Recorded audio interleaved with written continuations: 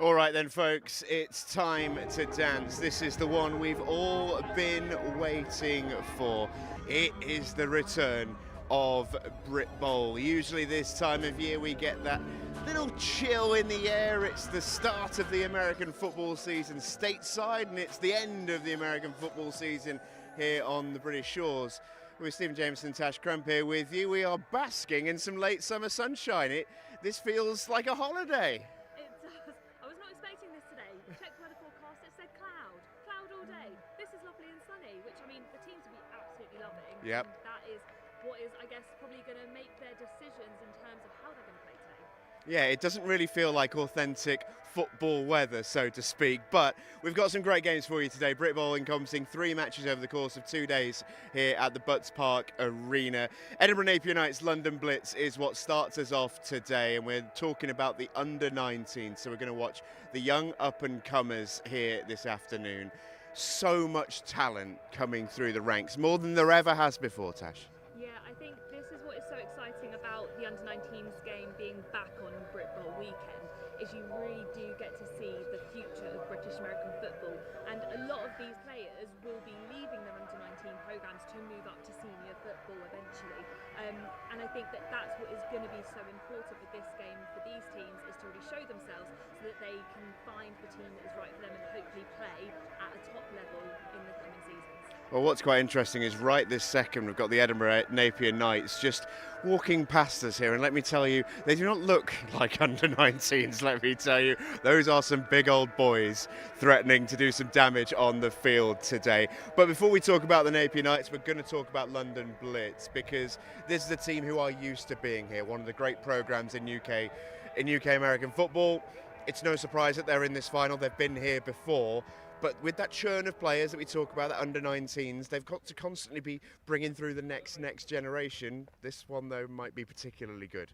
Yeah, I think it is so important for you to, in under-19s, keep recruiting.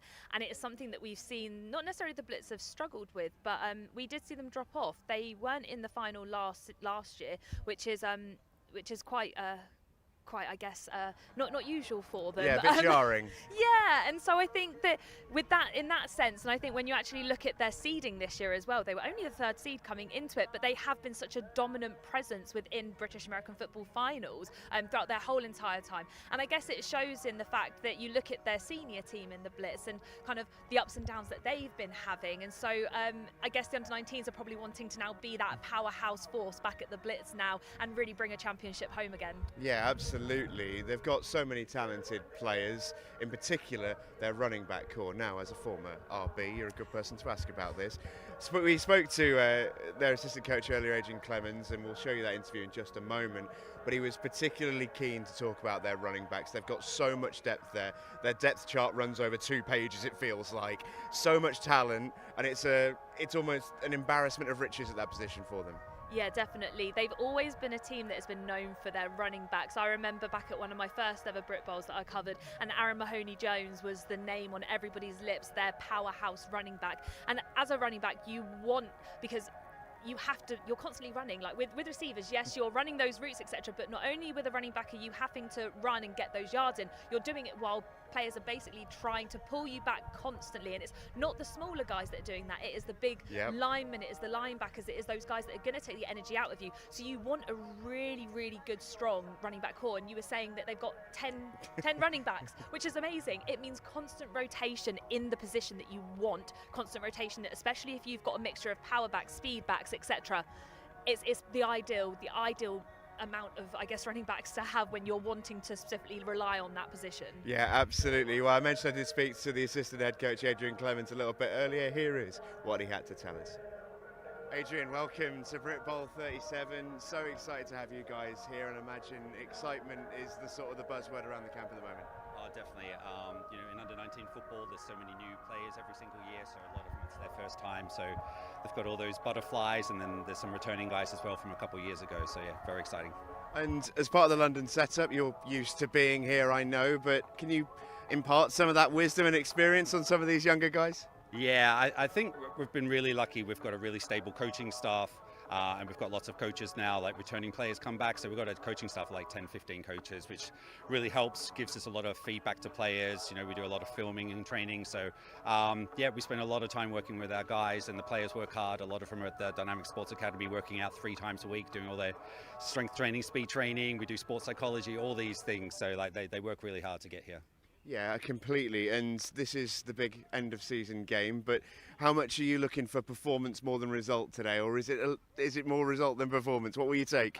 Focus performance, take the result. Yeah. You always want to play your best, but you never know in these big games. We're playing a team we've seen very little of, and you just don't know what's going to happen on the day, when the cameras are on and if the players will perform. So, for those who've not seen your young guns play, who are the key men to watch out for? Offensively, we're pretty strong. I think we scored most points out of under-19 football this year. So we've got Corey Badri at quarterback, he's GB quarterback. He's incredible. And then in the backfield, we're really lucky. We've got a huge stable of running backs. Literally, we've got like 10 running backs who are all studs. But number one would be Polio Wayne. Last game, he scored 573 yards on the ground in the semi-final. That was just one game. So after 3 games in the season, he already hit the 1,000-yard mark. So yeah, he's a powerhouse. Yeah, I think that sums it up pretty nicely. Well, look, best of luck today. Enjoy the occasion. Appreciate it. Thank you so much. So that's the London camp, but it is now time to focus our attentions north of the border. And it is quite nice, isn't it, Tash, to have an old-style Battle of Britain feel again in the under-19 game. It's been a little while, but it is a team from the north that we might not ordinarily be expected to see. Yeah, we've been so used to, with the under-19s, a Blitz EKP final. So I think it's really great that Edinburgh are in this final. Yeah. It's going to be such a great battle to watch, and it's just great to have, say, an England versus Scotland. Yeah, it really, really well. They're going to have so much fun in this tournament. They have given so much to be here just on this pitch today. Let's hear from head coach Sam Stoddart a little bit about that journey. Sam, welcome to Britbowl. Really excited to have you guys here. How much is the camp absolutely buzzing to get on with today? Yeah, we're really excited. We set off yesterday, a long day on the bus down from Edinburgh, but had a good night's sleep last night, and yeah, we're good to go. We're really looking forward to it. It's been some journey to get here. I know the word team effort gets used a lot in this sport, but it really has been a team effort, hasn't it? Just to put you guys on the field today.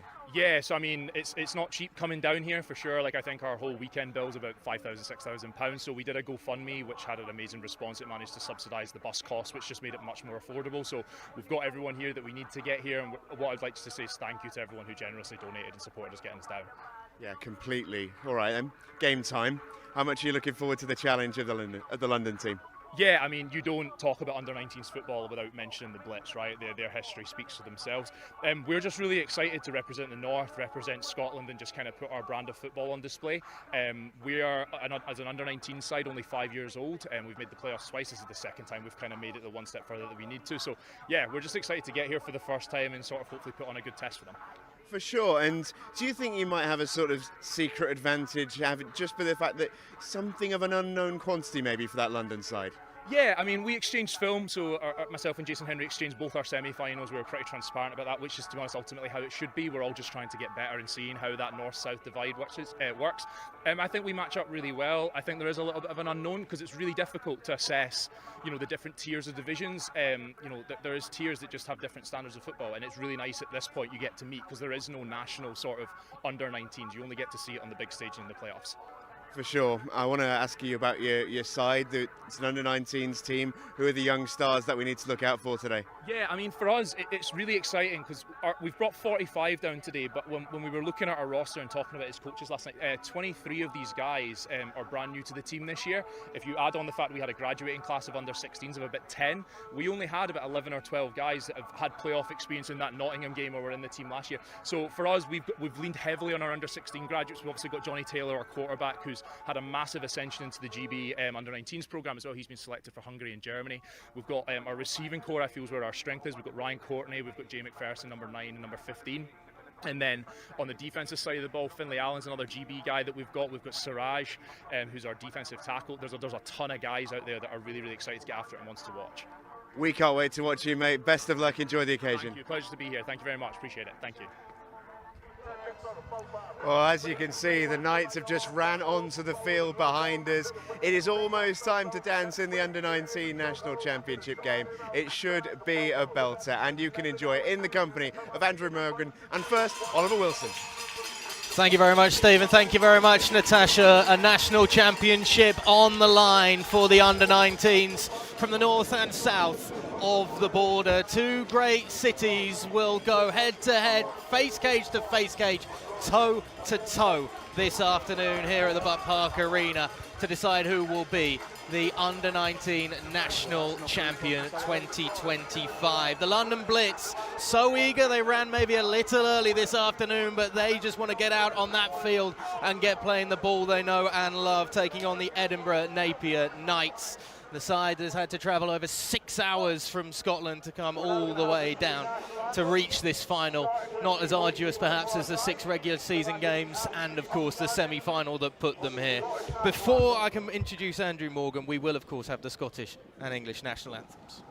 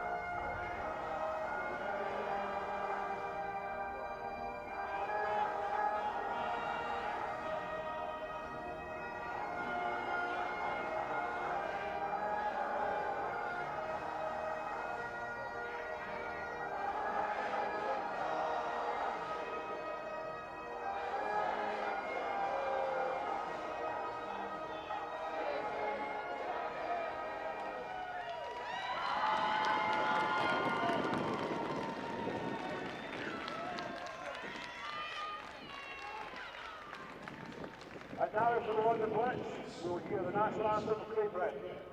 The national anthem of Great Britain now after the Flower of Scotland.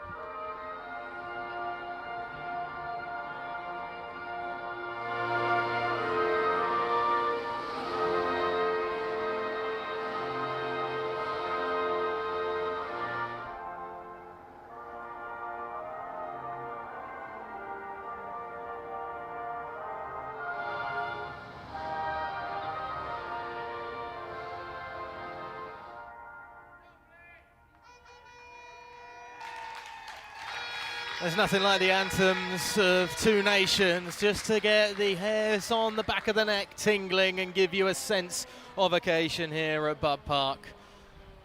It is a battle potentially for the ages, a battle of two countries that have plenty of history, and you get the feeling that there is certainly some national pride on the line this afternoon. Delighted to say actually that Andrew Morgan is alongside me for this encounter, an Under-19 National Championship game, 9v9. It's different to what perhaps the casual American football fan is used to seeing. The pros and cons, the positives and negatives for coaching is really up for debate when it comes to 9-on-9.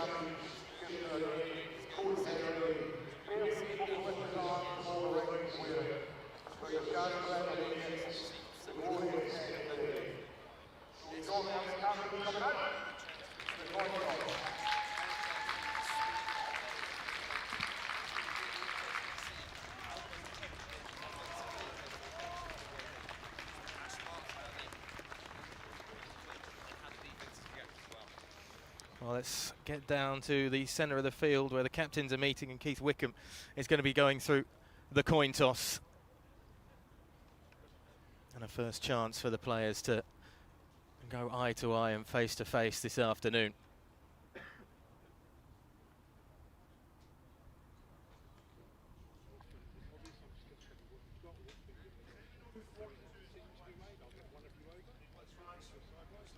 Keith Wickham just going through the pre-match preparations and the coin toss. Looks like he's offering the opportunity to Corey Badgery to have a look.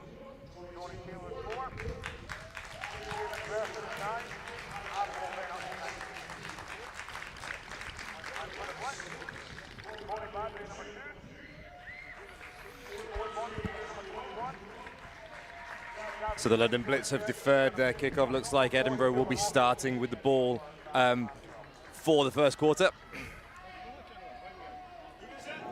Sam Stoddart then will have the joy of watching his offence go out first for the Edinburgh Napier Knights.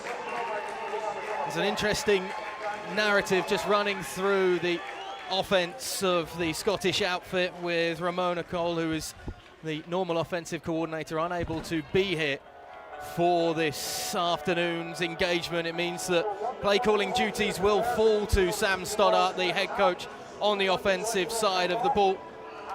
Something he's not phased about, though, even if it is probably the pressure situation to suddenly have to take over those sorts of duties. Well, this is it. It doesn't matter if you're Sam Stoddart or you're Bill Walsh. You're going to have a set of 10, 15, 20 plays that you're going to have on the script that are going to be your openers in the game. Those are the plays you're going to try and find out what do we like, what don't we like, who can we block, who can't we block, where are our problems. So it's really interesting to see how prepared they're going to be with those openers, and then how they adjust off of them depending on how London Blitz come out on defence. Andrew Morgan, the GB coach, alongside myself, Oliver Wilson, for the call this afternoon. Our first of two games coming up from the Britbowl weekend. Britbowl 37, obviously taking the centre stage tomorrow on Sunday, as the Aztecs take on the Warriors in a battle almost as old as the one from the two countries from England and Scotland. And just back down towards the end zone, away to our right, Jay McPherson getting prepared to take the opening kickoff of the Under-19 National Championship. Nerves need to be put away. It's all about getting the job at hand done and dusted. One of these two sides will be a national champion, as it's going to be an onside kick straight away from the London Blitz. Fair catch called, and the Edinburgh Napier Knights will take control of the ball at around about the 45-yard line. This is really interesting. We saw London practicing this exclusively in the pre-game. Edinburgh called the fair catch straight away, which is clever. It means they have to have a fair go at the catch. Nobody can run into him, and so they get the ball in great field position. They're on the 46 to start off straight away. Aaron Mulvenna, the one who was underneath it, making sure he had sure hands as that offense comes out for the Edinburgh Napier Knights under centre, or coming out of the gun, as it more often is than not. Johnny Taylor, the quarterback, the man who is likely to be Team GB's under-19 quarterback for at least the foreseeable future, taking the snap, just pitching the handoff backwards, and it's a ball on the deck that's going to be tried to be pounced upon by that Blitz defence, as it was a poor pitch in the end out to, I think it was Gregor Pert, who was just coming off on the right to left motion, ball on the deck, but Edinburgh able to take control of it, but they're back in their own territory suddenly in a big loss on the opening play of the game. Not exactly what Sam Stoddart would have wanted to see to start this opening drive, as maybe there are just a few nerves starting to creep in. As Edinburgh line up and bring in their other quarterback, Lachlan McPhee, who's going to be taking the snap out of the gun on second and long coming up for Edinburgh. It's looking like they're going to rush three. Extra man coming off the edge as the quarterback stands in, spools it out to that right sideline, overcooked though. An incomplete third and long coming up for Edinburgh. Interesting there. So you've got number 4, Johnny Taylor, who's come off there Johnny Taylor's come off straight away, gone to get checked out, and they've had to bring the backup in. So we're talking about how Sam plans those first few plays. Straight away his backup quarterbacks had to come in, and it's changing. They've got a long down and distance. It's 3rd and 19 now. A lot of pressure on the Edinburgh offense. Gregor Pert, the intended target on the incomplete pass. 3rd and long then coming up. 23 yards needed as the snap is good. McPhee's going to launch it downfield. It's a high ball that's going to fall incomplete. Aiming for that run out of the slot from Ewan Boyd, but there were two defenders in coverage and life was very difficult to try and make that grab, and it's going to be a 3 and out to start and a 13 loss. Negative yardage on the ground then for Edinburgh to kick this off. Yeah, really tough start for them there. Obviously, you've got the bobble snap. They're down, and now they're really they're against the change. They're trying to get themselves back. They should still be able to do a good job of changing field position here on the punt, but not the first opening drive that they're going to want to see in this final. Injured player down on the field just for the London Blitz, just being looked over is Sebastian Quintero Cruz, who's just having a check made on that elbow. I was wondering, because I couldn't see a punt returner in for the London Blitz either as they were lining up, but timeout called on the field. And is that actually, it's not a positive obviously to see a player down injured right now, but for Edinburgh, this timeout is just a chance immediately after 3 difficult plays to start this Under-19 Championship final to just compose themselves and take a breath. Well, this is it. I mean, they travelled down yesterday. They've had the overnight. They've probably had a lot of meetings, a lot of time together as a team, and they've probably really built themselves up for this game. And all of those nerves kind of just unload and explode in the game. So they're having a little huddle now on the offense, calm it all back down, come back out and go again next time they have the ball. Looks like it's Ronan Dunn back there to take the punt. Ball spotted at about the 41-yard line in Edinburgh territory. Snap is all right to the punter, who sends a looping one way out of bounds on this left sideline. Not exactly great for distance. It's called out of bounds at about the 44-yard line. London Blitz will take control right near midfield, and a great opportunity with field position to launch their offensive drive of the afternoon. Jason Henry, the head coach, is considered one of the good guys in British American football. He describes himself as a youth worker that just happens to do his youth work through the form of American football, which is about as exciting as you could do youth work with these young men from the capital city. And his offense has their first opportunity to try and get the ball moving and strike a real dagger blow into this difficult start for the Scottish outfit. Corey Badgery, the man who's going to be relinquishing the position under centre for GB's under-19s, is wearing the number 2 and coming out of the pistol right now. 2 running backs alongside him. It's a handoff to one of the 10 running backs on that roster for the London Blitz, and juking and jiving up the right hash marks. And an excellent first down gain is Owen Manteque, the man who is very much the man to watch in that backfield for London. No, absolutely. You saw it straight away there. There's a guy in the backfield. He had an opportunity to make the tackle. Quick little move. He's able to move the chain straight away. This could be a real problem for Edinburgh. 2 in the slot to the left for Badgery, who gives the handoff this time to the number 24, Hugo Senior, the other of the 2 running backs who are alongside him. It's another good gain of around about 5 yards or so, and already on the ground, the Blitz are starting to look dominant up front, led by the absolutely ginormous centre, Oskar Doigu, who is the man sits in the middle of that 3-man offensive line for the Blitz. And he is the powerhouse in the engine room of this running game as Badgery comes under centre this time on 2nd down and 5. It's the pitch to Manteque, makes a break back to his right. He's got 3 defenders in his way because he's brought down at the 6-yard line, and Manteque getting the ball moving. Great recovery tackle coming in from Finley Allen, the linebacker, streaking across the field, and a touchdown saving tackle. It's really interesting looking at the Edinburgh lineup. They've got 2 defensive linemen playing the 3 of London. So straight away there's a numbers disadvantage there. And then when you've got the pace that you've got in the backfield, it's really challenging for them to get a hand on the ball carrier before 5 yards. Handoff again to Manteque, who's trying to just rumble his way through, able to spin away from 2 tackles in the short yardage situation, and the London Blitz are on the board.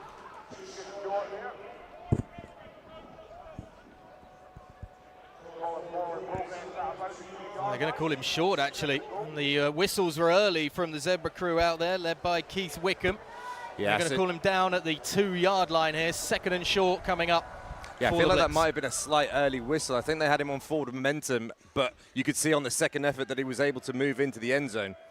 Manteque and Senior in there in the backfield as they hand off to the man who's taking control of this opening drive. There's no doubt that that's in the end zone, and the Blitz are finally on the board. It took maybe too many plays than they would have wanted down in the short yardage due to the officiating, but we have the opening score of the Under-19 National Championship, and it's the man everybody's got their eyes on, Owen Manteque, who gets the London Blitz on the board with the first 6-point haul of the afternoon, and it looks like they're setting up here with Corey Badgery and going for 2. Once again, 2 running backs alongside him out of the gun, this time throwing it with the delivery to that little slant route coming in from that left side, in and out of the hands basically of number 10 Aaron Huday Gulev, and unable to bring that one in, so it's just a 6 on the board for London Blitz as they take a 6-0 lead early on in this first quarter. Absolutely. Adrian Clemens in the pre-game was talking about the running backs. Obviously, that was going to be a big point of their offense, and 6-7 straight plays running the ball up the middle. You see that's what they're going to be trying to hang their hat on in this game. The fact that we haven't got the 2-point conversion gives Edinburgh a little bit of a chance there, because they can come back out on offense. If they are to score, they can go for 2, go for 1, and they can still be in this. So not the worst start in the world, but we need to see a little bit more from Edinburgh in their second offensive drive. It'll be interesting to see again. Are they going to try for this onside kick, the blitz? Well, Andrew, we're going to see as well just how perhaps the motivation is for Edinburgh coming out for this next drive. There's nothing worse for a defence than having the ball run on you early with consistent movement, as they do go for the onside kick. Again, the London Blitz, this one's collected and brought in about the 45, 46 yard line in Edinburgh territory. It looked like it was safe hands there and thereabout once again from Aaron Mulvena. And what can the Edinburgh Napier Knights do on their second drive of this game? -13 on the opening drive for an offense that once again is led by Johnny Taylor, who's going to be back in the quarterback position after we saw him come out after the opening play of this game. 2 receivers, running back as well, and Charlie Rattray. Can Edinburgh just get the chains moving and get some vital momentum? They're going to spot it actually in London Blitz territory at the 49 yard line, which is where Edinburgh will start this drive. It looks like today they're going to have from midfield or closer basically to have to deal with, so they're only going to have to move it half the distance to be able to get maximum points. They send a man in motion in Pert once again. The handoff though to the running back Rattray, tried to make a first man miss but doesn't get too far back towards the line of scrimmage, maybe a loss of half a yard on the play. Yeah, I mean, Charlie Rattray, he's the starting running back at Edinburgh Napier University, so we know he's got that experience in the university game, but no blocking out there, and London conversion him very, very quickly. He's back in just behind Taylor once again. Once more they send Pert in motion. Seen that on almost every play so far. It's thrown over the middle by Taylor, but it's a high wavy ball to Jay McPherson that falls incomplete. A lot of pressure coming off that right edge of the Edinburgh Napier line. Yeah, and you can see that the tempo seems quite rushed in terms of the play coming in. They're trying to get these plays off quickly. They're looking for a little bit of momentum, whether it's a catch or rush. They just don't seem to be getting that a minute. It's a crucial third down now. 3rd and 11 coming up for the Edinburgh Napier Knights, and it's going to be a design QB run for Johnny Taylor, who's able to get the first down and more up towards the 30-yard line. Huge heavy hit coming in from Nico Bannerman to put him in his place, but Edinburgh at least get the chains moving and have a fresh set of downs. Well, that's it. You see man coverage. We've seen it the last 3 or 4 pass plays where the DBs are running with the receivers. Their backs are turned, and it's given a really nice lane for the quarterback. He didn't like what he saw. He was able to take off, and he just made a beeline for that first down marker to give them some momentum in this first quarter. That ball is touched so quickly there from Taylor. So he's back in the gun once again. Man in motion this time is Rattray as he takes the snap with an empty backfield and looks to throw it down the field. Wide open in the centre of the field is Courtney, brought down at about the 5-yard line, and suddenly Edinburgh are knocking on the door here for a quick rebuttal after falling behind. That's really interesting there. You saw that they brought the running back in motion, so the guy who's supposed to be guarding the slot takes the running back, leaves the slot wide receiver wide open. He's just running a quick seam down the middle. That's a great little play design there for Edinburgh. Edinburgh trying to go with a fast-paced offense here. Tight end on the left side of the line is Sambalanders. Once again, Taylor out of the gun, empty backfield. It's going to be a design QB run. He makes 2-man miss and gets into the end zone. It is the quick reply that the Scottish contingent wanted to see. Sam Stoddard's offense going 49 yards in a mere handful of plays, and the majority of the yardage taken up by the feet of Johnny Taylor, who gets Edinburgh back level 6-6 with an extra point to come. Yeah, and this is where the fact that London didn't convert on their 2-pointer means that even with that strong drive that London had on their first go, Edinburgh now have the chance to go ahead and then really dictate what's going on for the rest of the game. You see it in the NFL all the time. When they miss those extra points, it comes back to them at the end of the game when they have to think about 1s and 2s. McPherson is the kicker for Edinburgh. It's not a great snap, but well played by the holder to keep that one alive, and the kick is through the uprights and good. And suddenly Edinburgh have a 7-6 lead here in Coventry. After a sluggish start, they've got themselves moving, and this is the man who's got them on the board, Johnny Taylor, through the air and on the ground. So this is going to be something to look at. If Edinburgh are going to want to pass and London are going to want to play man coverage a lot of the time, how much is this motion going to dictate whether there are spots on the field that are open? We talked about how it's 9-man. It means there are less defenders, there's less people in coverage. So if they can exploit those mismatches and those breakdowns in the coverage, it's going to be really interesting to see the run game of London versus the pass game of Edinburgh. These are two sides that are pretty evenly matched, and I know you've done your research in crunching the numbers. I have as well, in terms of 266 points scored by the London Blitz in the regular season, 267 scored by Edinburgh. I was chatting with Sam Stoddart actually over the last couple of days. I was just talking about the sluggish start that particularly his defence had to the beginning of the season. He said they've had to bring in a lot of new players, around about 20 or so returning, so there's a lot of fresh blood in that squad of around about 45 or so that he has to deal with on the roster. And it was just a case of getting them up to speed with their kind of first seasons in under-19 Britbowl and the trials and tribulations that produces. Once this defence got rocking and rolling, though, they were able to shut teams down, and all of the issues maybe about the Scottish division were kind of wiped away a little with that semi-final victory against Manchester and a 57-14 win. Now it's Edinburgh who go for the onside kick as well, and that one is still in bounds, collected just about by the Blitz as they fumble it out on this near sideline. Nahesi Reid, the one who got his hands closest to it, but was unable to bring it in and ended up tipping it out of bounds at least. So the Blitz will take control and possession just inside their own territory to start this second drive of the game. But both special teams trying to be cute. Now that's what's interesting. You see the London Blitz, they do a little pooch kick.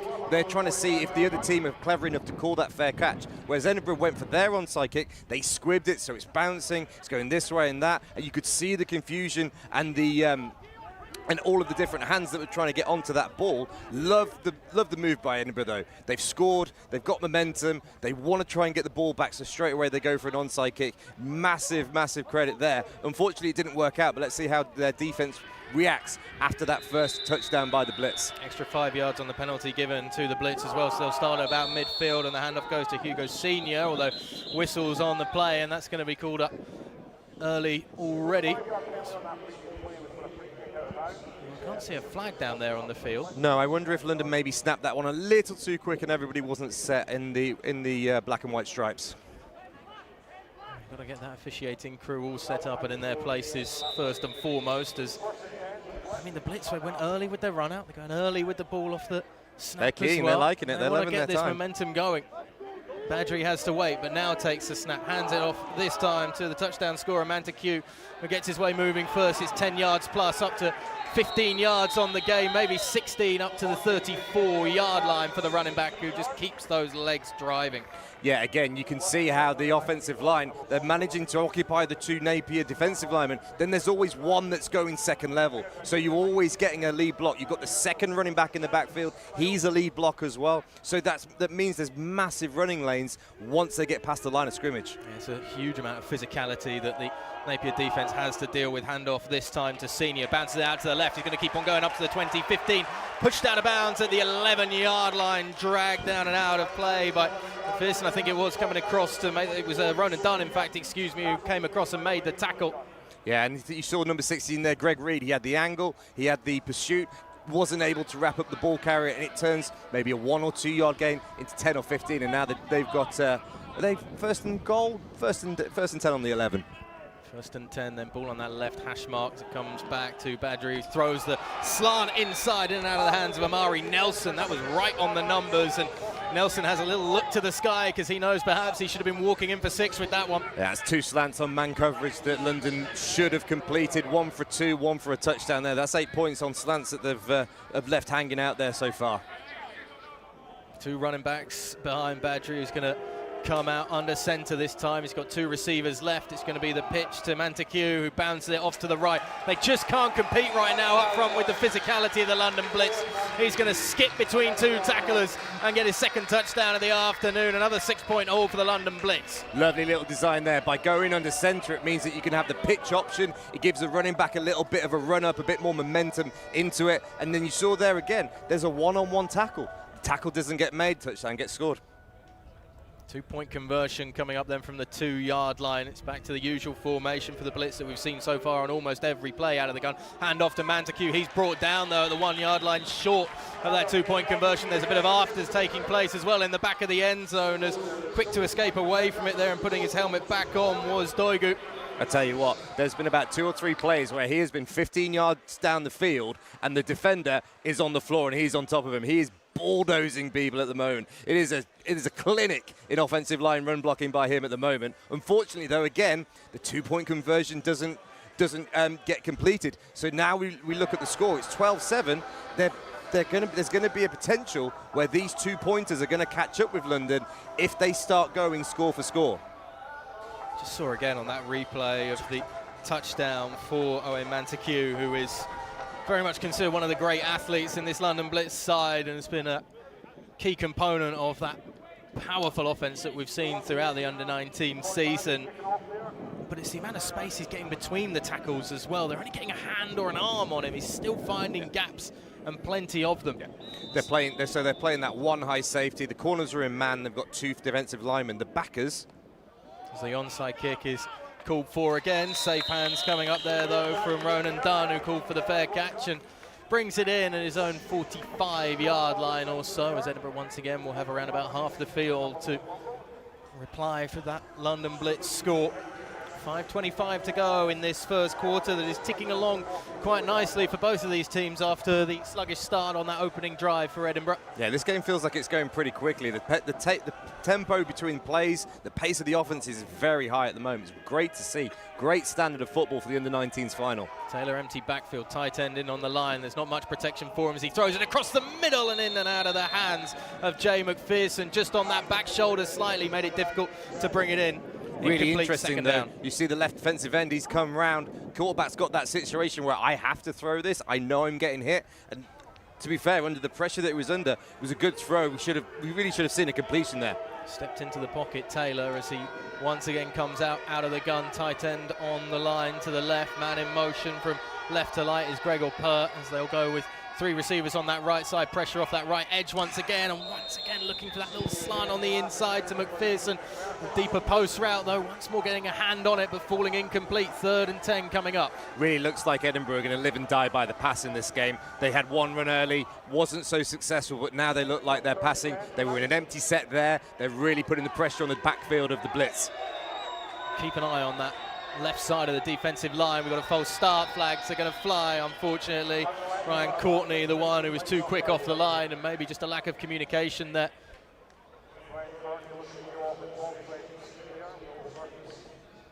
And that's only going to make this a 3rd and 15 coming up. Yeah, that's definitely the thing that drives your wide receivers coach. Doolally, the receiver's looking at the ball. He's got the best look at it, and then he's just taking off. He wanted his go route. He wanted to go try score a touchdown. Tight end left, receivers spread 2 and 2, left and right. Pert in motion again. Taylor stands, heaves it out to this near side. It's going to be short of the first down marker anyway. It can't be brought in by Ryan Courtney under pressure as Nico Bannerman was on the coverage. Flag down on the play though, on the line, so it's going to be interesting to see.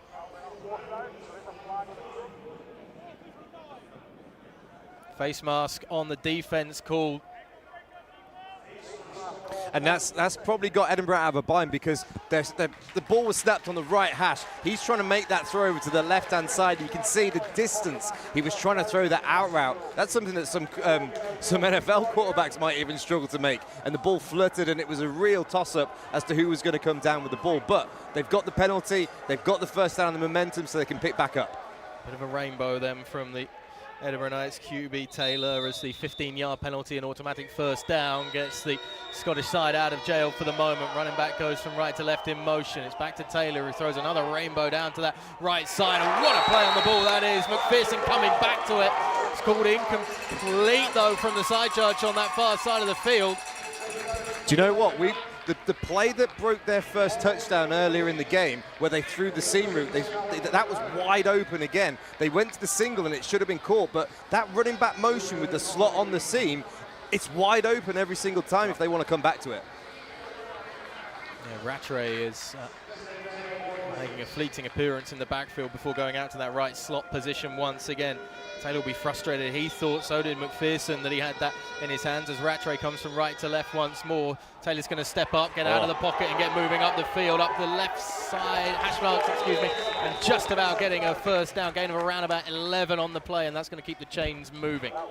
Even at the 11-man game, when you've got a quarterback that's running, normally you can put a backer and a spy or a safety who's going to follow him. At nines, there's just not enough people on the field to accommodate for a running quarterback. You're going to man up against the receivers. You've got to have, there's just not enough people to do what you want to. So if he's going to keep running in the game, especially dropping back in a pass set, then it's going to be difficult for London to keep him in the pocket and stop him from getting first downs. Edinburgh then just getting a little bit of good fortune and luck on this third drive of the game for them, which is something you're going to need in a national championship game. Some things to go your way. You know, on that sideline as well for the London Blitz, they're going to be livid about that face mask call. It's an easy one to do when you're trying to get to a quarterback, when you're trying to get that penetration on that defensive line, but it's also so avoidable. Yeah, it's a mismanaged play, and that's the problem. You're teaching your defensive line. They want to be under the breastplate. They want to control. Sometimes it's really easy just to slip, and then the next thing that you're going to find and grab is the face mask, and that's the easiest thing for the referee to look at, because then their head is going this way and that, and it's an easy flag to throw. 4:16 to go then in this first quarter as Edinburgh with a fresh set of downs come out.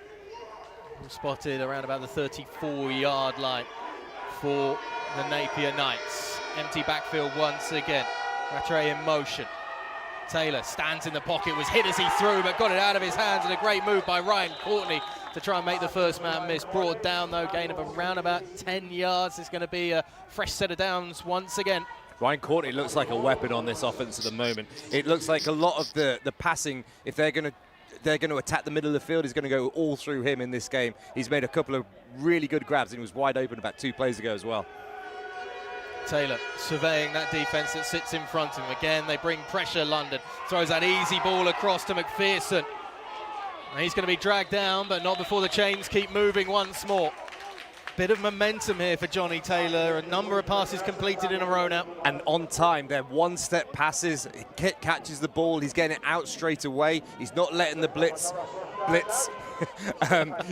to. Oh God, that's awful from me. But if they can keep this tempo going, it's going to be really hard to stop this Edinburgh offense. Tight end on the right side of the line this time. Taylor stands with the pressure. He's immediately bolting out to that right side. He's trying to escape the attention of the backer in front of him, but Janelle Campbell, is the one who's able to bring him down and just pause that positivity that Taylor and the offense have. Here's the problem. Running's great, but you've actually got to sell that drop back pass at the start before you go and run. I think his thought there was catch and go straight away. It gave the backers time to not take their read steps and just go straight for him. So needs to really sell that pass if he's going to be scrambling.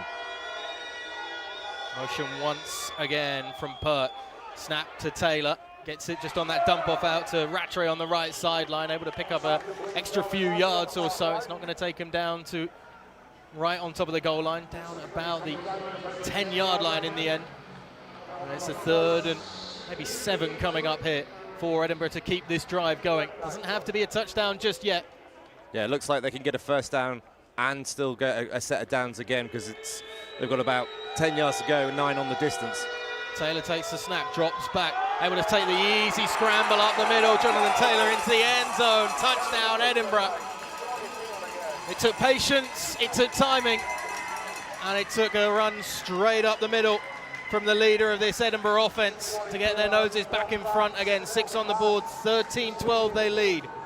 So down by the goal line, they've gone cover 0 across the board. So everybody's matched up with the backers in the middle. No safety high. So as soon as the snap goes, it's the parting of the Red Sea. Through he goes to score the touchdown.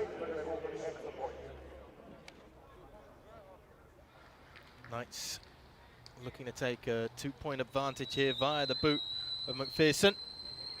Oh, it's a fumbled snap in the end. It was a floaty snap back to the holder, and it was an awkward one for He can return this if it's suddenly the Blitz whistled. are going to collect this in their own end zone and downed eventually as Edinburgh suddenly wake up to the realization that they could have a problem on their hands. Just for a moment, as I think it was Hugo Senior who actually picked it up and was looking to bring it back the other way. Yeah, we saw that problem in the first with the first extra point. There's a little bit of a delay between snap, hold, and kick. This one just grubbed all along the floor, and the kicker's got absolutely no chance. The holder did well to try and get that ball set, but the kicker, they're on 3 steps off of the snap, and they just have no chance to really react when it goes wrong that way. Great block on that inside. You just saw there on the back of that replay from Ewan Morgan that was very much helping what you called the parting of the Red Sea that allowed Taylor to waltz his way through that line of scrimmage and into the end zone. I tell you what, I think we've got a bit of a game here. I think this one it's going to be like one of those Oregon Duck games from when Chip Kelly was OC. It's like 54-52 by the end. This could come down to who scores last. It's almost fitting then the London Blitz are wearing their special attire for today that have those Oregon Duck silver wings on the shoulder pads, as well as special jersey for them. That it doesn't make life easy in the commentary booth when you've got the yellow on silver, but you know we'll do our best today. No, absolutely. I've got my specs on. Spoonie next door's got his bird watcher. So if we need to look, we're going to get those numbers. McPherson going to send this one as deep as possible. Bannerman back there to return. He's going to take this one around about his own 11-yard line. There's a bit of room out to the left that he's trying to find. Cutting back, trying to go up the centre of the field this time, but very little real estate to operate in. Brought down at about the 28-yard line. Positive field position for the London Blitz, who've shown no hesitation and no surrender on offence, and it's all been through the legs of their 2 running backs, Hugo Senior and Owen Mantiquet. This is going to be an interesting drive. You think about the last 2 drives the Blitz scored on. You had the bad punt where they basically had 50 yards to go. You had the onside kick that wasn't recovering a penalty, so they had a short field. Now they've got to go 70-yard yards to try and score. So let's see how Edinburgh do when they've got to play the long field. Have they found a response yet on defence in able to stop this running juggernaut as Mantiquet takes it? Doesn't look like they found the response just yet, as he's going to race it up towards the 40-yard line. Looks like there was a hand just on the face mask as well that was pulling him back slightly. I think that was the hair. I think he got him by the hair that was out the back, and you can see that yank. Unfortunately, it's not a flag. It's part of the uniform, and they are allowed to do that, and I think that's what's really shocked him there is the fact that it's yanked his head back in the same time. Mantiquet is still down there as well, unfortunately, just certainly feeling the pain of that. It's not the way that you want to be dragged down to the deck when you're going at full tilt. You probably can't hear it on the stream, but Spoonie's just giving some tips as to how he has these kind of problems with his hair as well. So many of the patrons are applauding, but they're also laughing at the same time. Hey, as the Ball Brotherhood has to stick together, thank you very much. I'm right with Spoonie. Just shave it all off. That's exactly what I'm... Yeah, it's that tactical advantage you need in the game. You don't need those long flowing locks. And there's good moisturiser about. Well, keeps absolutely. The scalp feeling fresh and clean. You get those nice razors that do all of the things. Less about the hairstyles, the better, as once again Badri comes out of the gun, this time throwing into the slot as it's dropped. Ball's on the deck eventually. There's a whistle as it's called incomplete. It's just going to be held on to. I think it's Evan Bastow who's the one who got his hands on it, but just juggling it as he tried to bring it in. Bit of zip on that pass in the end from Badri. Yeah, and you could see because the linebackers were playing the run option there, it was the safety who was going to be the next man to make the tackle. There was 12 yards of distance between the slot and the safety, so that's could be a bit of a momentum swing on that drop. Pinto in the backfield, he's going to take the pitch and toss. He bounces it off to this right sideline and able to keep hold of that through 2 or 3 tackles just short of the first down marker. That's going to bring up a 3rd and short here for the London Blitz, who when the aerial attack doesn't work, it's back to that ground game and grinding it through. First time we've seen Davide Pinto coming out of the backfield. I think for that one as well, right hash, pitch sweep right, all of the gaps closed up really, really quickly. Edinburgh were able to converge because the field essentially became an extra tackler there. They go once again to Pinto. This time he's got that short man, stocky man step of a running back because he's able to get the full 5 yards required and then some, and gets pushed out of bounds inside Edinburgh territory. This is it, and you can see it in the aftermath of the plays when the offensive line are coming back. It is chippy. They are making a massive point of physicality and statement against this Edinburgh defensive line. They are running at will at the moment. Interesting to see that Doigo isn't in under centre, or as the centre, just for the moment. We've had a bit of change of personnel on that offensive line as Jaden Anakwe is the man who's snapping it to the quarterback as we get to the end of the first quarter here, and well, it's as close as it could be really for two outfits. 13-12, Edinburgh Napier Knights lead the London Blitz. 1 quarter in the books, and well, we've seen a consistency in the run game from the side from the capital, from the south. What we've seen is the aerial attack for Edinburgh Napier Knights has started to take precedent on that offence after awkward start for Johnny Taylor, who we thought for a second we'd be seeing his backup in Lachlan McPhee after that first play of the game. Taylor stepping out immediately after the first snap, but coming back in to lead those 2 scoring drives on their last 2 offensive drives. Blitz coming out of the gun, 2 receivers left, 1 right for Badgery. Takes a snap, hands it off, runs straight up the middle. Once again, it's a crease that can be found for Senior, who keeps those legs moving. No early whistle this time as he forces his way down to around about the 22-yard line. So a stat that you see for NFL running backs is YAC, yards after contact, and it's really racking up here for the London Blitz. That first tackler who is just coming in with a gentle arm and not wrapping, not taking the legs, not driving through with the technique. This is the reason why it becomes 10 to 15-yard gains. And they'll go with the run game once again. This time it's Much shut better down in the backfield, though. Great penetration coming off the edge from Mulvena, able to make the tackle in the backfield, and there's absolutely nowhere for Pinto to go. No, and that's it. The play gets strung out. A great angle by the tackler, and it's that old Seahawks hawk roll kind of tackle. You can then chase the back hip of the ball carrier, and just by grabbing and rolling, you create that advantage to be able to make the tackle. 2nd and long coming up after around about a 4-yard loss on the play. Man in motion is Basto into that slot right position. Badgery takes the snap, goes immediately looking for his wide receivers on that right side, and he's now going to go deep after rolling out, but that one's incomplete. Again, just for a moment there, Corey Badgery, and you said it, just as he started to roll to his right, that maybe something had gone amiss in terms of the communication, but able to at least try and make something happen on the move, even if it falls incomplete, the pass to Basta. Again, yeah, because where you got the slot defender, sorry, the slot receiver who's being picked up by the linebacker, that then transfers over to the safety, and you just think, right, he's rolling out. That could have been a bit of a back shoulder throw to the pylon. Looked like he wanted to run more than pass. 3rd and long coming up then for London Blitz. Ball's on the deck as well as Pinto can't bring it in. He's still struggling to get control of it as he's forced all the way back to his own 47-yard line, and the London Blitz going the wrong way.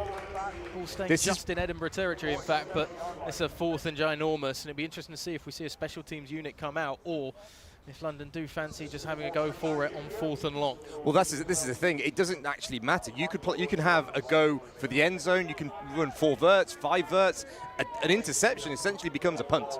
As long as you can make that tackle on the backside, it doesn't make much difference whether you punt or throw. 4th and 33 as they're going to go to the air, looking down the left sideline, brought in by Huday Gulev, who got one-on-one with the coverage and found separation, and what a throw from Corey Badgery to find him.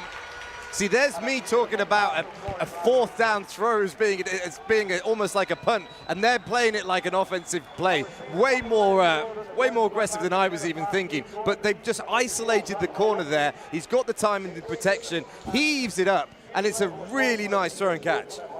Aaron Huday Gulev, who had that drop on the 2-point conversion on the slant route after that opening drive from the London Blitz, able to get the 33 yards and everything else as he finds himself getting 6 points on the board. And once again the Blitz come out for a 2-point conversion. So look at the 2 wide outs, really wide, looking for that quick slant again if they're not going to run the ball. Nahisi Reid is the man to take the snap, and he's just going to bootleg it out to the left. Can he force his way in? He can. I think that was a really well-constructed scramble, considering I think he wanted to hand that ball off. The running back wasn't where he wanted him to be, so he's just rolled out of the back of that, and he's only got 2 yards to go. So the quarterback there has done a great job of making something happen, because I think there might have been a little bit of a mix-up on that play. Profitable either way for the London Blitz to get their first 2-point conversion of the afternoon and make it a 7-point ball game after the 48-yard touchdown pass from Corey Badgery that we see here once again. Wanted it immediately.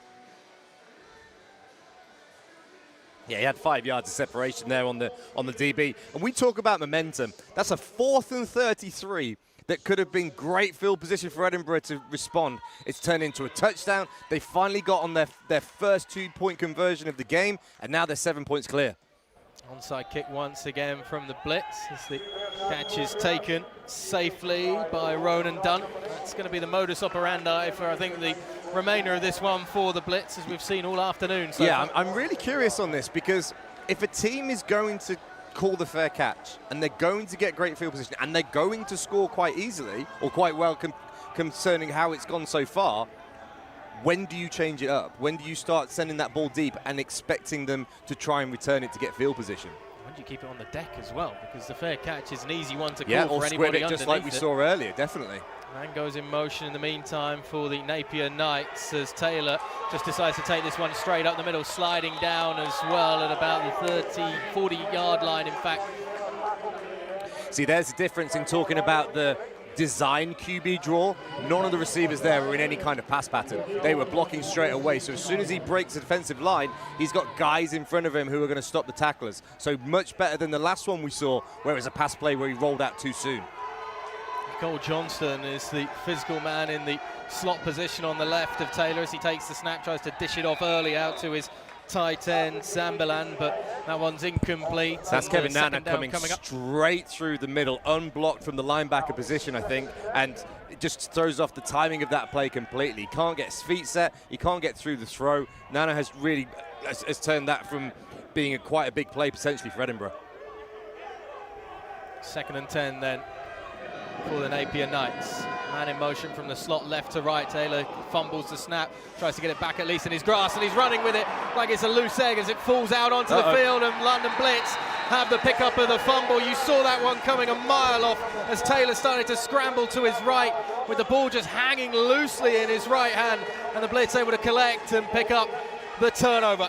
You see bad go to worse there. Poor snap, there was a little bit of a bobble, so he can't hand off the ball as he wanted to. So that means that we're rolling out, we're trying to scramble. That means the Blitz are converging, and the ball just too easily gets knocked from his hand there. Massive momentum swing here. 7 points ahead, the Blitz. They can turn this into a 2-score game. Okay, as you say, from that fumbled snap that suddenly got maybe Taylor slightly panicked with the yellow jerseys converging. Badgery comes out of the gun and hands it straight away again to Mantecu. Tries to bounce it off the right. This is better though from Edinburgh in terms of trying to get that ball back and at least slowing down the run of Mantecu. Yeah, good to see Mantecu come back in. Obviously, he had to come out earlier after the tackle that shook him up a little bit. But there, a little bit different for Edinburgh. You can see that the contact from the defenders was early. They converged and they were able to wrap him up. So that was maybe a 1 or 2 yard gain compared to the 10s or 15s that we've been seeing.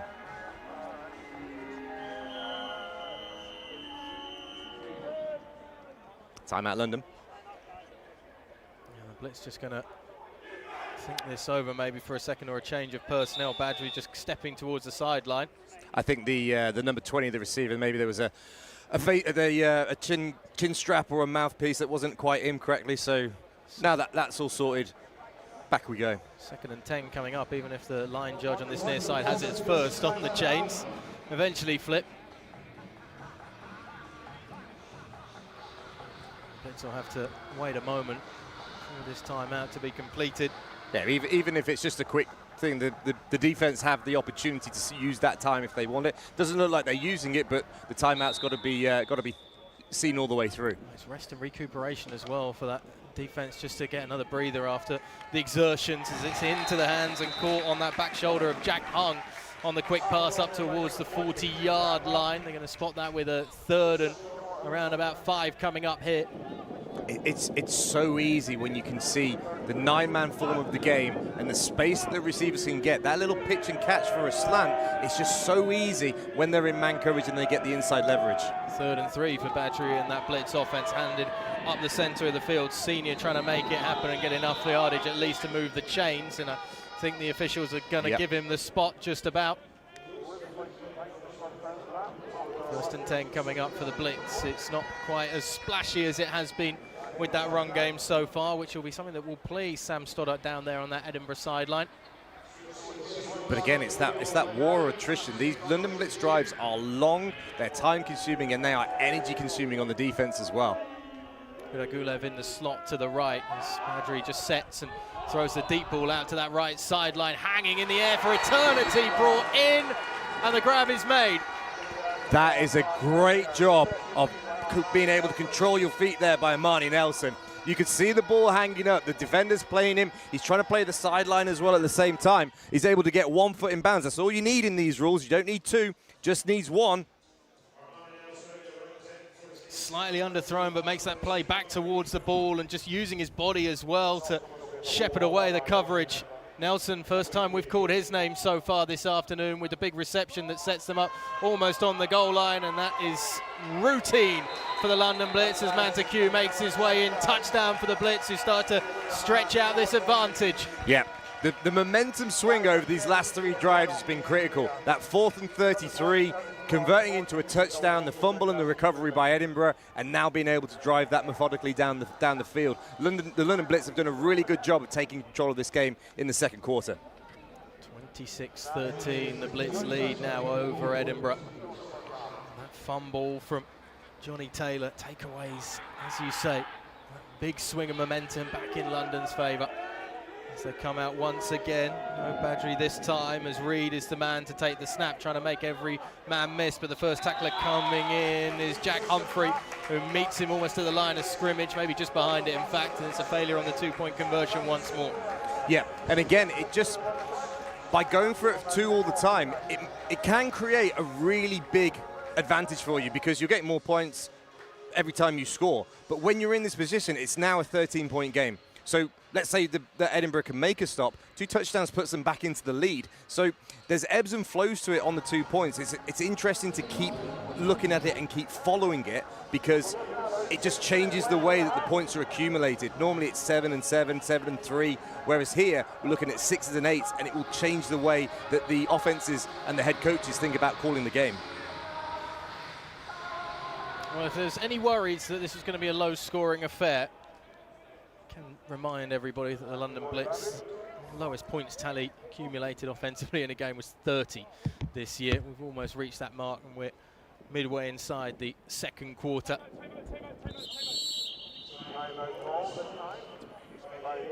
They only had 8 guys. Yeah, Edinburgh had 8 guys on the field there, so timeout pre-kickoff. As well, there's a moment just down there. You see Badri just having a high five with some of the special teams crew. Feeling the Blitz are suddenly feeling their groove once again after the maybe worrying pegging back that they faced from Edinburgh midway through that first quarter. this is the thing, when you get to a final, you see it in other sports. It's Phil Taylor in the darts or Roger Federer in the tennis. When you go up against them, you've probably got a game that's good enough for the win, but you have to play that best game all the way through. The mistakes that you make will be capitalized on by the other team because they are good enough to do that. So Edinburgh just need to get their heads back on. The onside kick attempted once more. And a bounce when it was brought in by Lachlan Dunbar. And I think Edinburgh are going to get a penalty here because the ball didn't travel 10 yards. So not only do they get the field position there at the 49-50, but I think they might get it tacked on 5 as well. Wait for the call from Keith Wickham down there. The 5 yards being marched out, which puts the Napier Knights in London territory to start this drive. Ball spotted at the 46-yard line.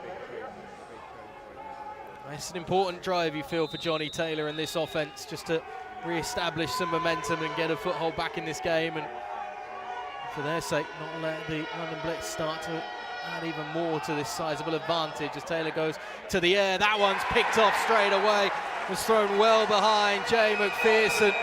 And the London Blitz on 2 straight offensive plays have 2 straight turnovers. Mishkat Soel able to bring that one in, but it was rather comfortable for the corner to collect that from Johnny Taylor. Now that's a simple numbers game on the line. You've got 3 offensive linemen and 4 blitzers. One of them gets through, and it means that the pass is then under pressure. It's thrown up in the air, and it's an easy interception. The pressure came there from the London Blitz, and they've been able to capitalize with the turnover. McPherson looked like he just lost that ball completely in the air, didn't even have the opportunity to try and make a defensive play on it just to prevent the interception as the Blitz come out once again with Badri.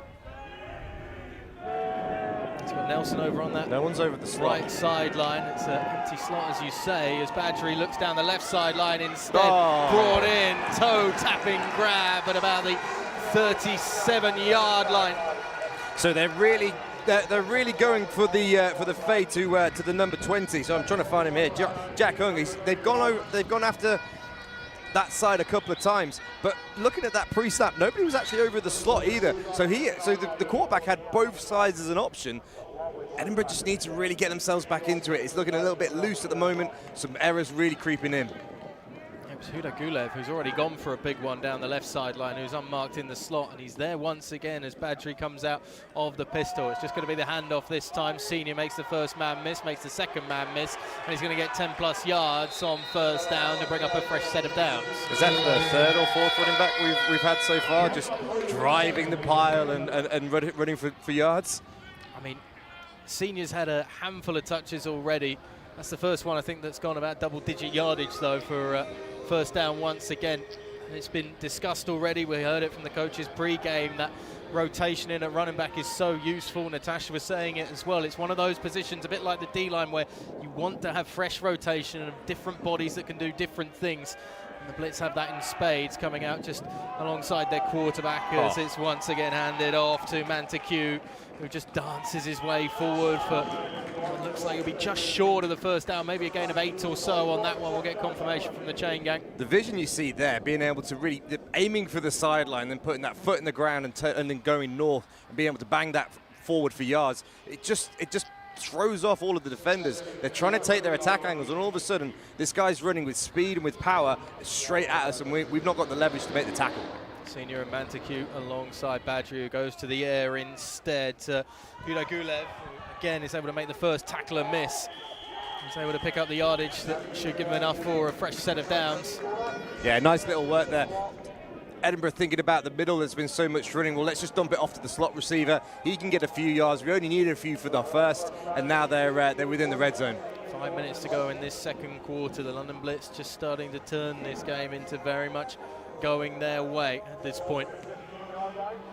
And there is no real answer consistently from the Edinburgh defence, as it's under centre this time for Badri. He's just going to give the little pitch off to the left side, and same old story. Manteque taking the streak just off that left side of the London Blitz O-line and untouched into the end zone. There's a flag on the play, though. I wonder if there's too much blocking going on by the offensive line.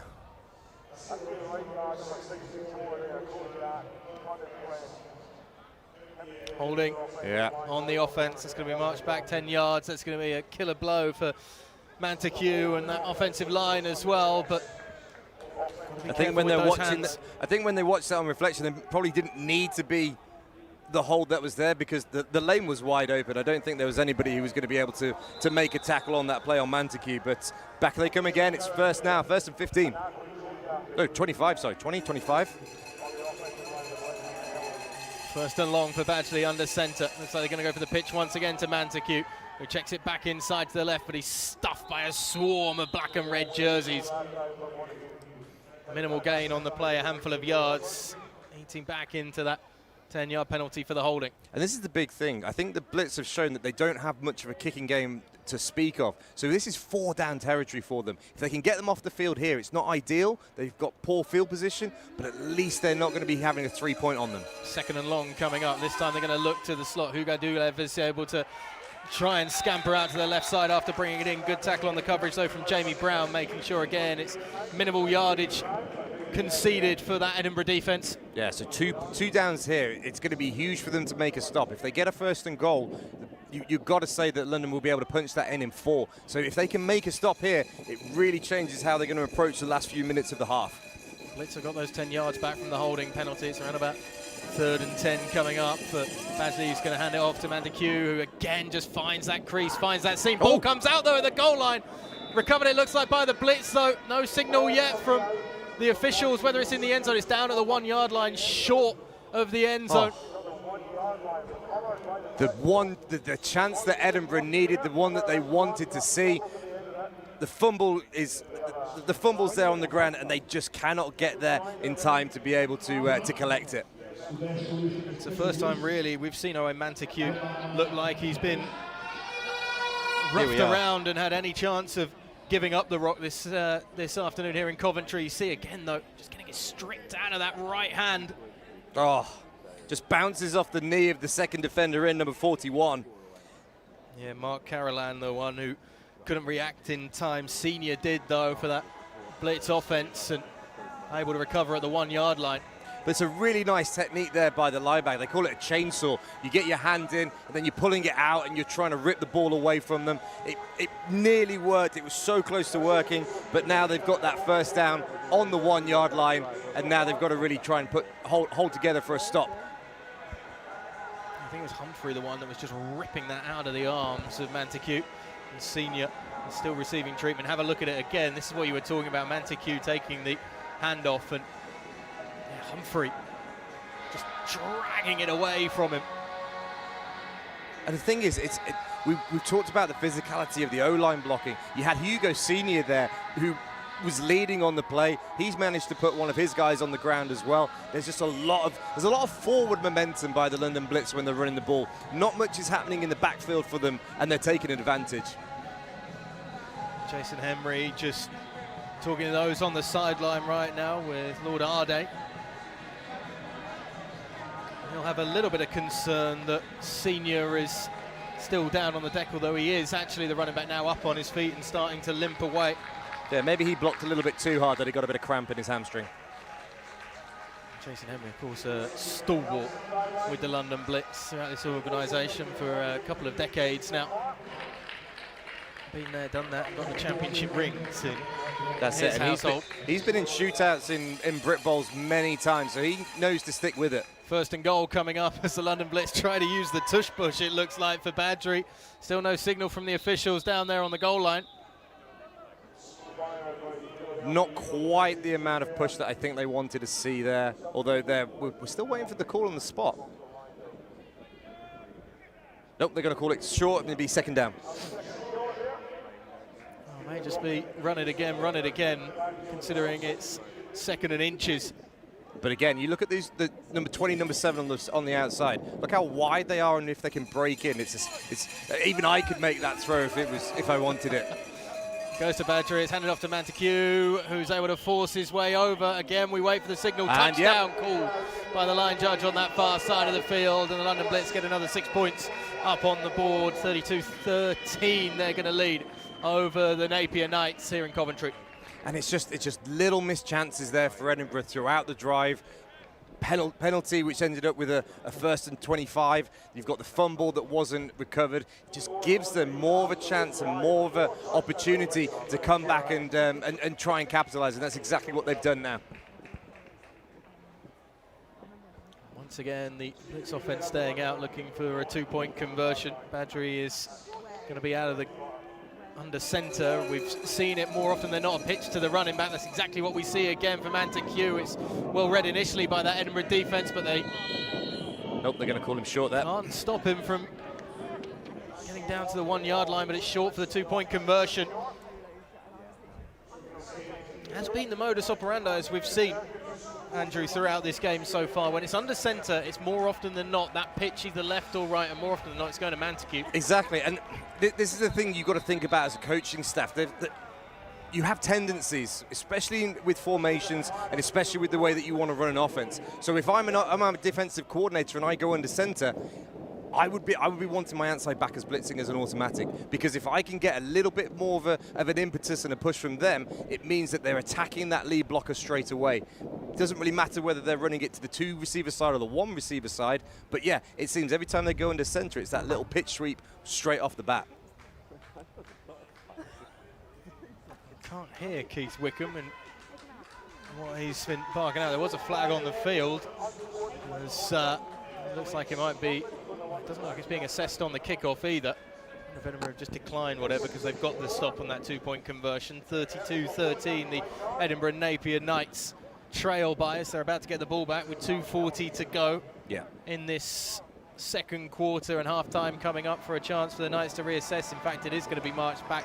The penalty is going to be assessed on the kickoff, and the London Blitz is going to be kicking off from their 20-yard line.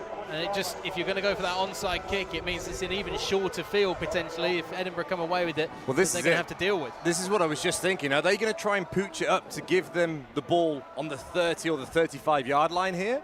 Or is... I think they are. I think they're still going to do it. Badgery is in the same sort of position as he has been throughout this game with the kickoffs. There's another pooch one into the sky that falls down and stays in bounds for a second. It wasn't collected by Lachlan Dunbar, who was slow to get to it, and there was 2 or 3 yellow shirts, including what looked like David Marcel, who were able to do enough to put him off the take. They just dribbled out of bounds, so Napier Knights will take control.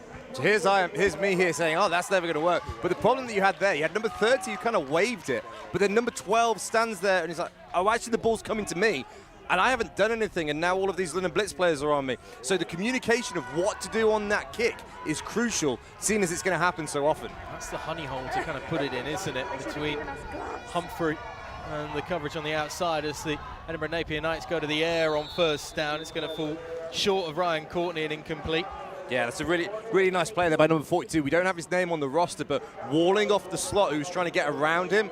No pass interference, just a really nice defensive play to be able to make that an incomplete pass.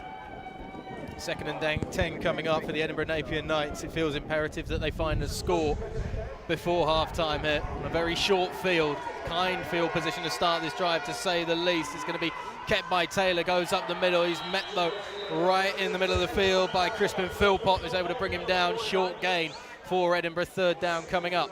I'd really like them to go back to that motion of the running back and trying to hit the slot, because I don't think we've seen that play for a little bit. They seem to be really focusing on the QB run, but that was something that was giving them a lot of gains earlier on in the game.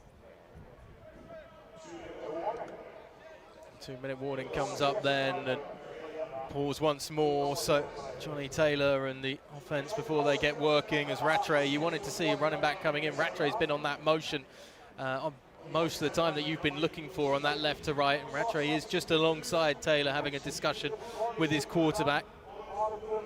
And the thing is, Bill Belichick's a massive proponent of what we call the middle eight. What do you do in the 4 minutes before half, the 4 minutes after?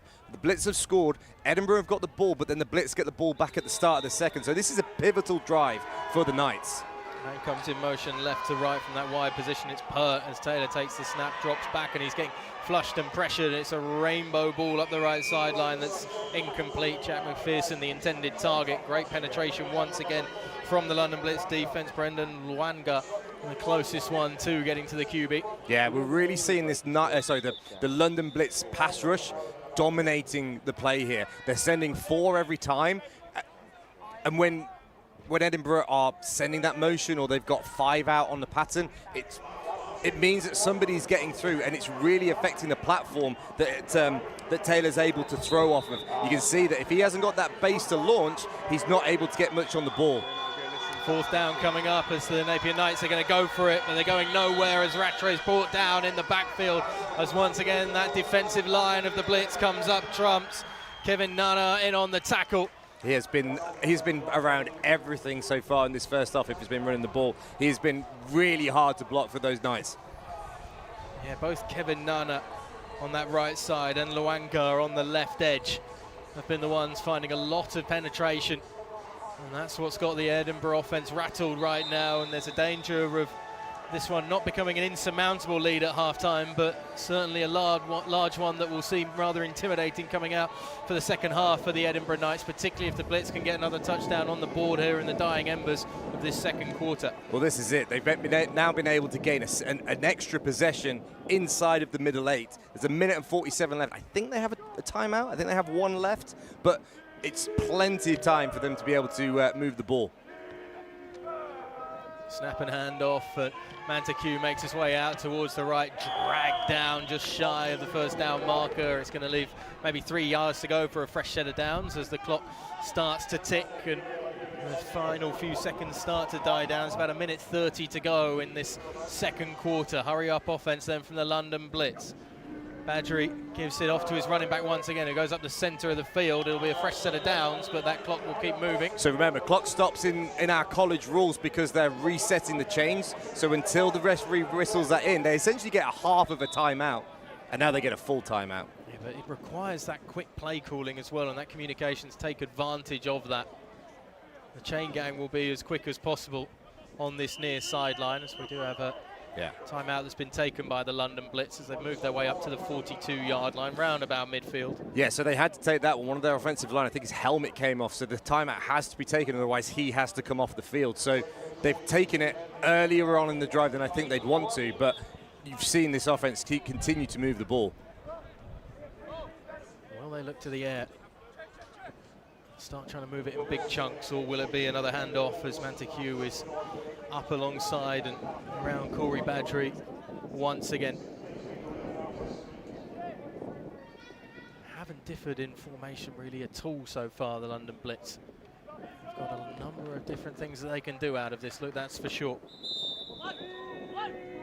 Badgery takes the snap. He's going to look to the air. He's going to look one-on-one down this left sideline again. Hung sees it picked off right in front of him.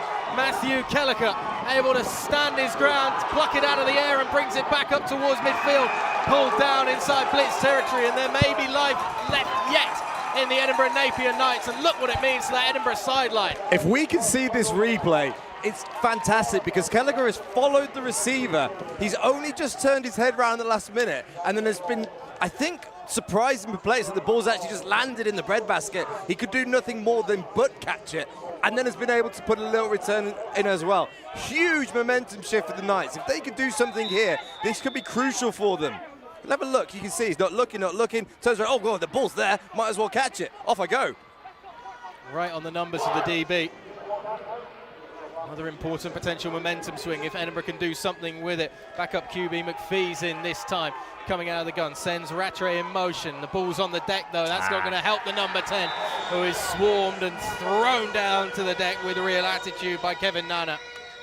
Yeah, again, you can see when that, because of how quick that London Blitz pressure is coming, if there's anything with the snap or anything that throws off the timing, it's just gonna be curtains for the play. The quarterback's eyes are down. He's looking at the ball. He's not seeing anything else that's going on in the field, and it means that he can't do anything with the play. Around about a loss of 5 on the play as the final timeout is called. 55 seconds to go here in the second quarter as the Edinburgh Napier Knights have got a lifeline in terms of getting the ball back after that interception, but still have around about 54 yards to go to get themselves in the end zone and eat into a sizable lead that the London Blitz have been able to carve out for themselves in this first half. We'll be taking a look, of course, at half-time at the best of the action. We'll have Stephen and Natasha back as well to break down all of the action on Britbowl 37 weekend here from Butt Park Arena in Coventry.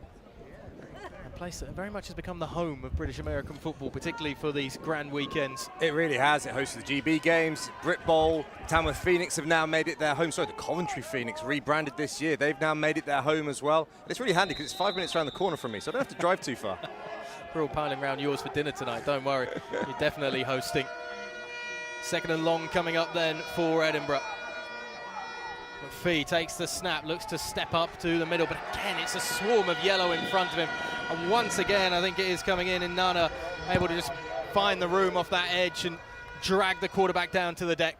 Considering there was a timeout there to really think about the play, it looked like they were trying to throw bubbles. So you've got the two receivers running 0 hitches, but the ball didn't come out. So a bit of confusion there on what the play line was supposed to be. Back-to-back sacks for Nana as well.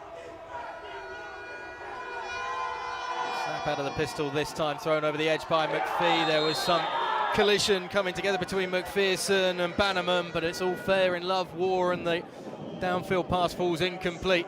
Well, this is it. The Edinburgh sideline are going to call for the pass interference there, but the timing of the collision was exactly when the ball was there. So it was a good defensive play. It was just one of those where very highly contested ball in a real pressure situation. 18 seconds to go in this first half, fourth and very long. Ball's got to get to the 38-yard line in blitz territory for a fresh set of downs as McPhee comes out, running back behind him in Rattray as he throws over the middle, caught in the end and juggled by McPherson, who's able to keep hold of it. It gets them back to the original line of scrimmage, but no more than that, and a turnover on downs that will give the London Blitz around about 8 seconds or so to be able to see if they can get themselves in the end zone once again. It's not out of the realms of possibility. We've seen it early in the game. We saw that 4th and 33 where it just got heaved up, so you're going to expect max protection by the 2 running backs.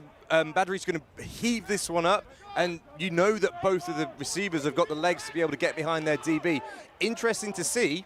Just throwing my pen at the patrons in front of me. It's going to be interesting to see how Edinburgh play it in the backfield. They've played 1 high safeties. Are they going to play 2 and trying to play a bit of cover over the protection of it? Quick snap, they hand off to the running back Montague. I think he's just trying to get the extra yards that he could, as that will wind down the zeros on the clock. And safety first from the London Blitz, not wanting to give anything up with a deep heave late on just in case, but hoping maybe that the perhaps star man of the opening half of this Under-19 Championship game, Owen Montague, would able to add another score on the ball, brought down towards midfield, and that takes us to half-time with the London Blitz holding a 32-13 lead over the Edinburgh Napier Knights. Maybe the long journey has taken its toll on the Scottish outfit, or perhaps they've just come up against a rather battle-hardened Blitz who have been hot from the get-go and have been so difficult to slow down with that run game in the offense. Yeah, I think key things for me there is Edinburgh tackling. I think when we look back at the big plays that have been made by the London Blitz, yes, they've been able to push the pile. Yes, there have been some really explosive runs. But how many times has there been somebody who's had an arm or a wrap of a tackle that's then turned into something a lot longer? There have been so many instances of it. Same with the turnovers as well. Not enough positive on it. Well, that's all from us for this first half in the commentary booth. Let's get down to Natasha and Stephen, though, to take us through the best of the action from that first half.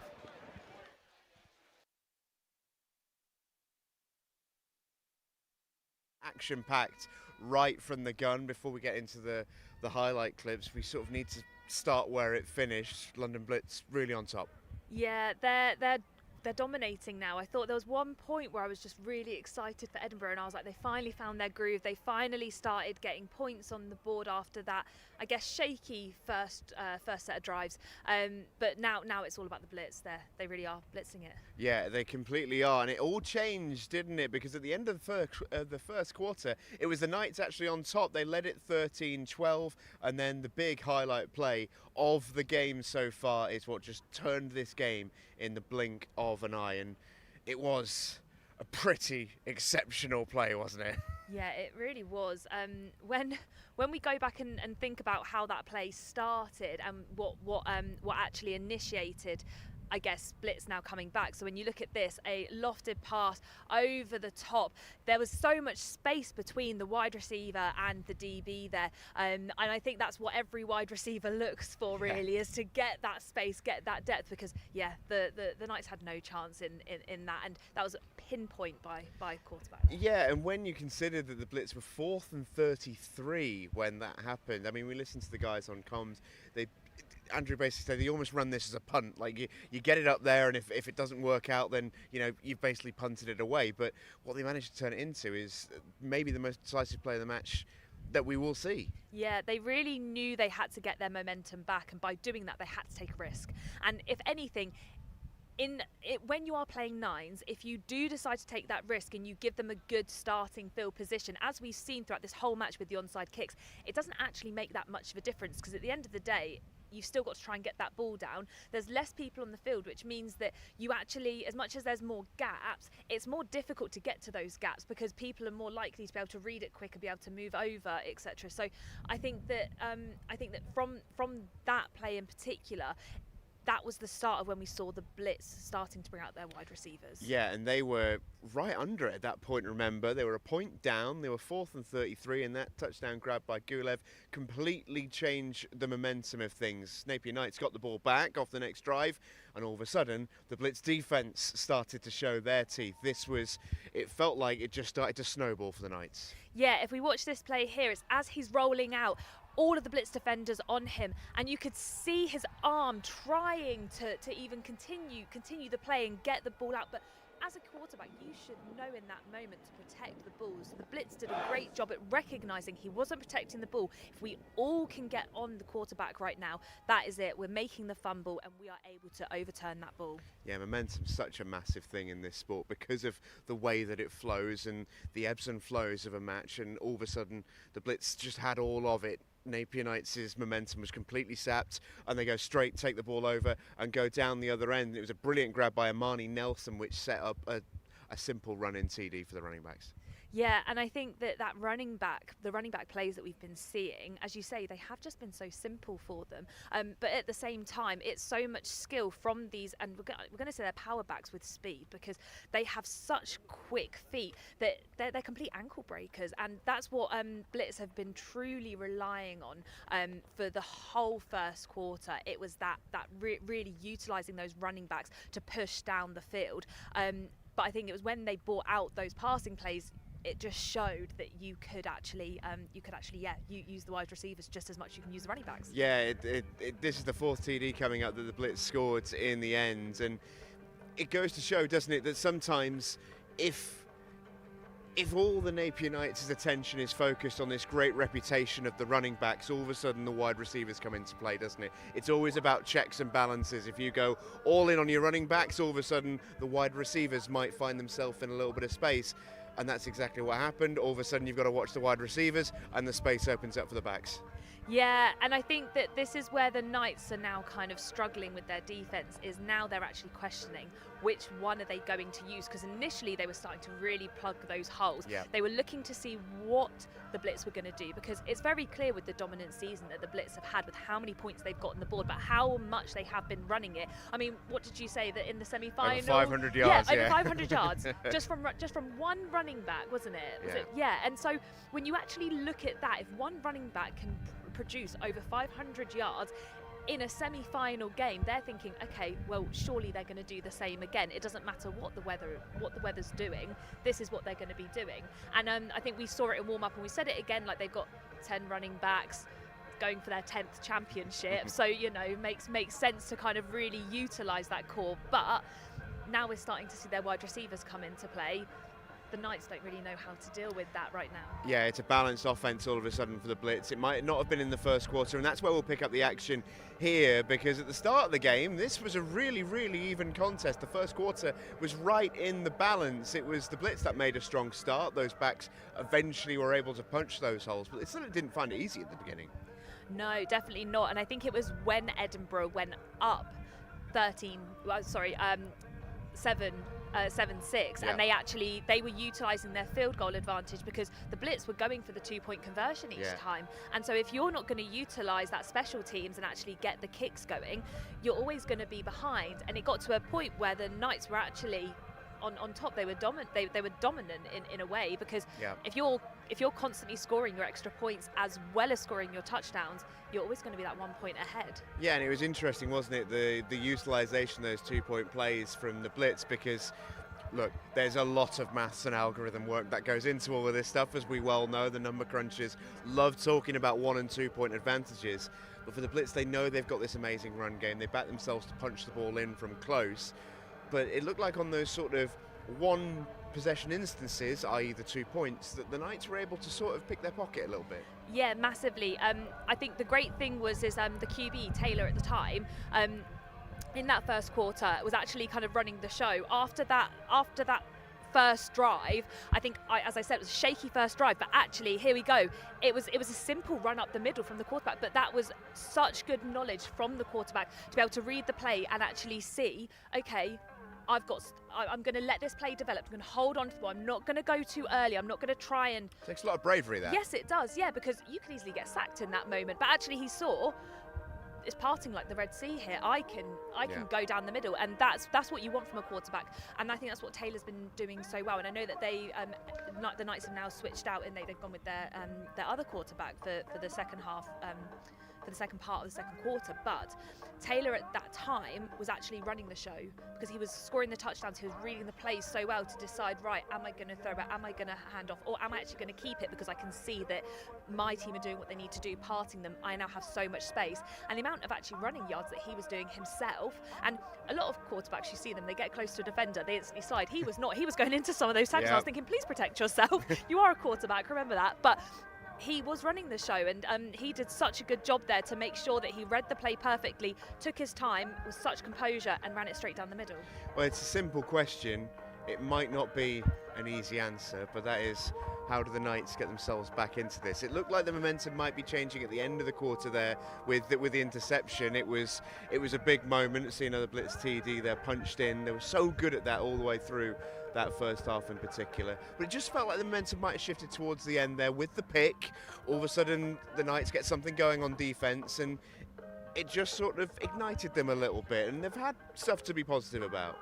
Yeah, and so we're seeing again the next the second Knights TD here, and again once again it's punched straight down the middle because it's Taylor being able to actually read the plays, but that is what you need from your defense as well. You need your defense to come up with good plays, and I think that you're talking about the pick there. It was actually exactly the same pass that the Blitz did. Yep.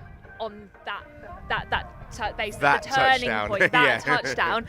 But this time, the Knights defense read it perfectly. They stayed close. They did not allow for that distance. The moment you give somebody distance, and especially a receiver, the moment you let a receiver get past you and go over the top, you know that unfortunately the receiver's in the better position. You are, as the DB, going to be on the backside. But I think that was read perfectly by the DB in that moment to actually make sure that they got the pick, they got the turnover, and actually before half time pushed the momentum in their favour. Unfortunately, they couldn't make anything of it and just kept getting stopped by an unformidable defence who are doing their job. That line is doing such a good job, but it's every single time actually you watch the Blitz, when they are blitzing, a lot of the time they were coming from the edge. That was when the Knights started to get their momentum in terms of seeing that the Blitz was coming from the edge, there's going to be space down the middle. They then started changing that in the second quarter, and there were so many blitzes down that middle, and so it was a lot more difficult for actually the Knights to be able to get out of that, and I think that's exactly what happened when the ball got turned over. Yeah, the Blitz really feel like they're dictating terms at the moment. They lead pretty handily, and we've heard all about their scoring prowess all the way through this season. We heard from Ollie there in the commentary. They've never not scored 30 plus points in a match all season long. Well, they're already delivering on that promise in the big game here in the Under-19 Championship final. We've still got a little bit of half time to go. The second half will be with you pretty shortly, but for now, from myself and Tash, we'll pick this back up when the second half is ready to resume here at Butts Park Arena.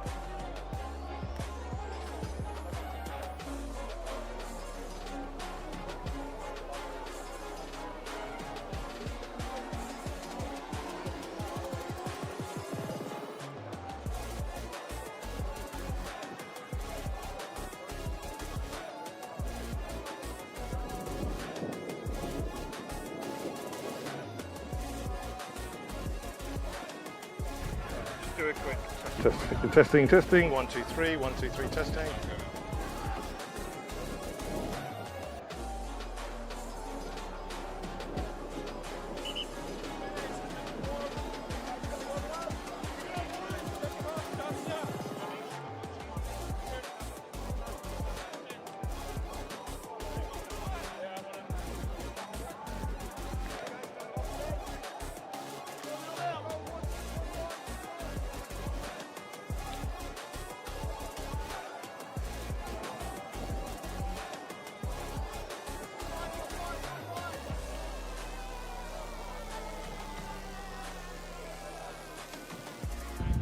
Testing. 1, 2, 3. 1, 2, 3. Testing.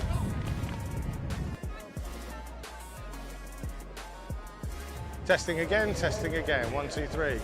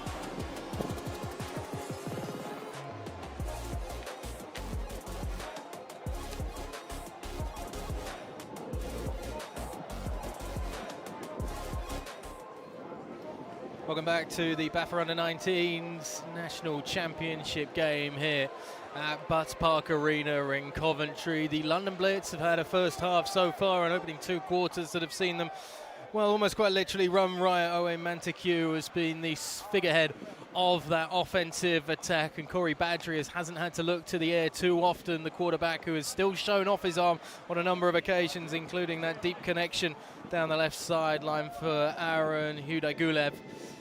The Edinburgh Napier Knights have a lot to do to get back into this game, trailing as they do, and with a lack of consistency in those offensive drives and giving London the ball back to start this second half. Andrew Morgan alongside myself, Oliver Wilson for the call. And Andrew, it's a big uphill task for Edinburgh in a daunting situation when you're in your first final, taking on a franchise, a team that is very much used to being in these positions. No, exactly. I think we've talked a lot about how the moments just crept away from Edinburgh in that first half, and it's about really taking it and not looking at the scoreboard whilst you're playing, not trying to throw all the time, not trying to force the game and chase the scoreline. Otherwise, that's where you see that it will get away from them in a hurry. It's going to be about them really trying to take their time and correct the mistakes that we saw in that first half. Yeah, there were mistakes. There were also just moments when Edinburgh were completely outmatched physically on occasion, which is something they're going to have to contend with still in this second half, as Bannerman is back to return the opening kickoff of the third quarter. He's going to get his hands on it and then drop it back into the end zone, and he's just going to, well, he's going to decide to bring this one out, actually, out of his own territory. He's going to go down at the 1-yard line. Maybe a rookie decision there by Nico Bannerman, who sets up the London Blitz offense in pretty much the worst position they could be. That went from bad and then got slowly worse as the play kind of developed.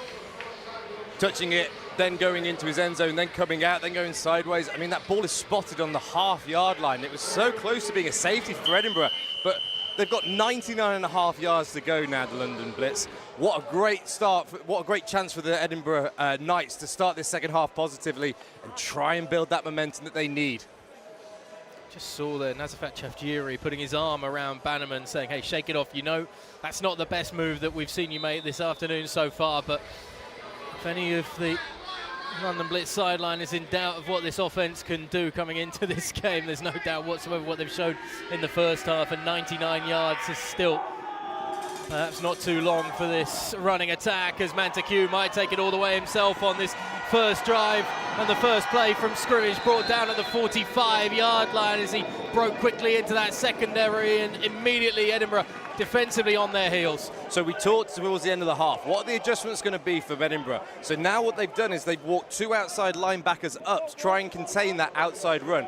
That's great if you can make the tackle, but if you can't, there's nothing there, and that's where we've just seen a 40-yard run get broke. Yeah, Jack Humphrey eventually the man to bring Montague down, but not before he gets it up to the 45-yard line and almost midfield. 2 running backs alongside the quarterback, because it's just going to be handed off. Ball's on the deck as, well, maybe not, held in at the 50-yard line, as just springing the step for Davide Pinto was a bit too sprightly as he made his way into the tackles. So again, I think that's the second fumble now by the London Blitz, which has bounced straight back into their hands. And again, just another thing where the luck's just not going Edinburgh's way this on the game today. Hasn't been quite as convincing in that running back position. Pinto was obviously Montague and others there as he's alongside senior either side, left and right of Badgery. Badgery's going to go to the air this time, just throwing it behind Amari Nelson. Yeah, this is the thing when you don't throw the ball that much. Quick little slant, but the QB's got to really open up to the right-hand side, and you can see his legs didn't follow where his shoulders were. That's why the throw kind of went off platform and off target when it was quite a wide open slant. 3rd and 5 coming up to keep this drive going that started in electric fashion, as they're just going to give the handoff to Senior, who's trying to force his way to get those extra 5 yards, maybe just short of the line. It'll be interesting to see where the officials mark it. I think it's going to be a 4th and inches coming up here for London. And you've got to think that they're going to go for it as well. They know that they trust their running game. So only a yard to go, you're probably going to see the same play again for them to try and move those chains. Don't fancy anything too tricky and looking suddenly for the big I'd game love through to the see air. it. I'd love to see the double reverse, but I don't think that's in their wheelhouse. You'd have to expect Edinburgh are going to be buying on the run here, as that's exactly what they do. Senior's able to make the first man miss again, going off that left edge. Brought down, though, the 30-yard line as he gets the first down and more. I think we've started the second half the exact same way we started the first. Number 66 for the Blitz, Oscar Doigu, just manhandling an Edinburgh Knights defensive lineman and putting him on the floor. We've seen that repeated times in that first half. Yeah, Doigu there and Peter Darius Hoksari as well, the two big figures in the centre and left side of the line respectively. Any running back, I think, in the under-19 level wants to be running behind people of that size and figure. So it just has to be a quick change in personnel as Hoksari comes out. Yeah, I think he blocked in. himself out of his gum shield there and has to come off to go get a new one. Still go with Pinto though with the handoff. He's just waiting for blocks to create for himself and then breaks it out towards that right sideline, brought down eventually down around about the 20-yard line. It's another good gain though for the London Blitz on the ground. Interesting watching his running style compared to Montague. Sorry. He waits. He's waiting behind those blockers, waiting for that opportunity to bounce it outside. We see Montague, he just runs. He just puts his head down and takes all of the defenders with him. This is a really nice delayed run that got the first down. It's the body shape of a Darren Sproles almost that Pinto has as Montague's back in and he takes the hand off on the pitch left and he again is able to make tacklers miss as Edinburgh getting worn down, brought down though by Lachlan Jack almost at the 3-yard line. As London Blitz knocking on the door once again, fresh set of downs coming up. Yeah, and you see the comparison between those two styles. He just takes off, he's got his landmark and his aiming point, and he's just running full speed at it. And it just makes it really hard for the Edinburgh defenders once they've got him one-to-one and manned up to get a hand on him and get him down. Badgery with the two running backs. They give it to Pinto, forces his way through. No waiting around this time from the diminutive number 32, who saw his gap just off that right side of the line. It's another 6 points on the board. It's the perfect start for the London Blitz, who go 99 yards on the opening drive of this second half and extend their advantage, a 38-13 lead over the Edinburgh Napier Knights. Yeah, and it's going to be a real dagger for them. There was that little mix-up and that little snafu on the kickoff. You can't have a longer field to drive than what London have just done, and they've done it with relative ease. There was a 4th down, but were we ever really worried that they weren't going to make that with their running game? Changing in personnel just under centre as Reed's back in once more. He goes for the pitch as we've seen so often when they come under centre. Montague hops left, hops right, hops into the end zone. 2-point conversion added. It's 40 on the board for the London Blitz over the Napier Knights as things are starting to escalate and in bad fashion for the side north of the border. Yeah, and the thing is, you clocked it in the first half. Every time they go under centre, there's normally that little pitch street with the lead running back as the blocker, but we've seen it time and time again. They are just struggling to get off those blocks. They're struggling to hold their gaps and create and funnel the lanes for the tackle, and it's showing now with the score as it is, with a 27-point gap. 40-13. Edinburgh, sluggish starters in that first quarter, had some momentum when they got the passing game going through the air. We've rarely seen them look to the run, aside from when it's been obviously with their quarterback on the ground as Montague again you just see making those little quick steps left and right to break through the line, and he's got that agility. Even though he's sizable, he's still got a wonderful sideways step to make men miss. As the pressure once again will fall on Johnny Taylor, or will we see Lachlan McPhee back under centre once again, as we saw at the end of that first half. Ball and kickoff straight out of play by Corey Badgery. That's going to be out of bounds. Penalty flags fly, and the Edinburgh Napier Knights will take possession. Free kick, out of bounds by the kicking team. 5 yards from the out of bounds spot, first down. I guess we can't complain about the not hearing the refs anymore, because that took my eardrums out. We know that was a kick out of bounds, and Edinburgh will advance that ball forward 5 yards. So again, they've got the field position, they've got the starting position that they want in this drive. They've got McPhee as the quarterback, running back behind him as McPhee takes the snap. They hand it off to the big bruiser in that backfield, Nicole Johnson, who's brought down very early at the line of scrimmage, even with a bit of momentum for the physical threat out of almost the fullback position, unable to gain anything more than maybe half a yard.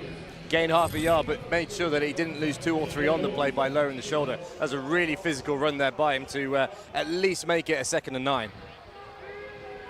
Fee again, tight end to the left, 2 receivers left as well as they give the pitch this time. That's a superb piece of penetration by Kerwin, just coming off that right edge, making sure there was nowhere to go. Yeah, it's a tough one there, because you can see on that play, Nick Roars has got the outside zone block on it, but because the defenders are funneling inside of that gap, the running backs can only bounce it outside, and so he just gets off the block, makes the tackle perfectly. Johnson had nowhere to go. It brings up a 3rd and long now for Edinburgh.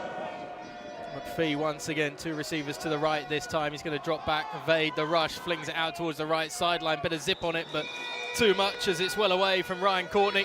Yeah, you can see there, he stepped into the pocket really well. He felt the pressure, stepped up, but then didn't set his feet and really just kind of rushed the throw as it came through. Kind of a snappy action, and it just flew out quite far over the target.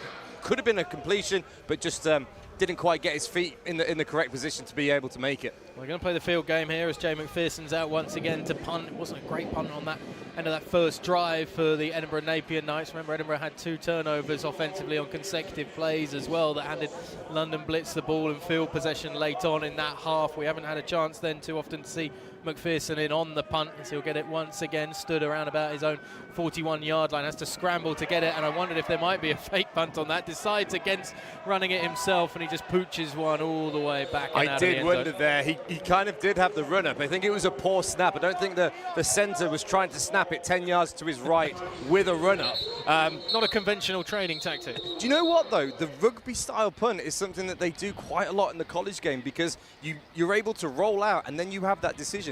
Are they able to chase you? Is there a gap to get to the first down? Or are you going to kick on the run and then maybe get a little bit more distance on it? Flag on the play as well, just for the moment, as the London Blitz offense is making their way out, as the officials have a moment of deliberation down there.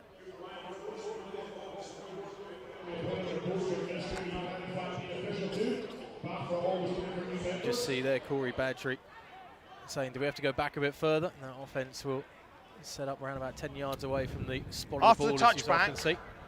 it's an unsportsmanlike conduct, gets number 42 gold. That'd be half the distance, first down. It's also gold 42's first unsportsmanlike. Well, he's not going to like us for this, Alec Roberts, because he was the man who was down on our roster as number 40, and we were trying to work out who number 42 was during the first half of the game.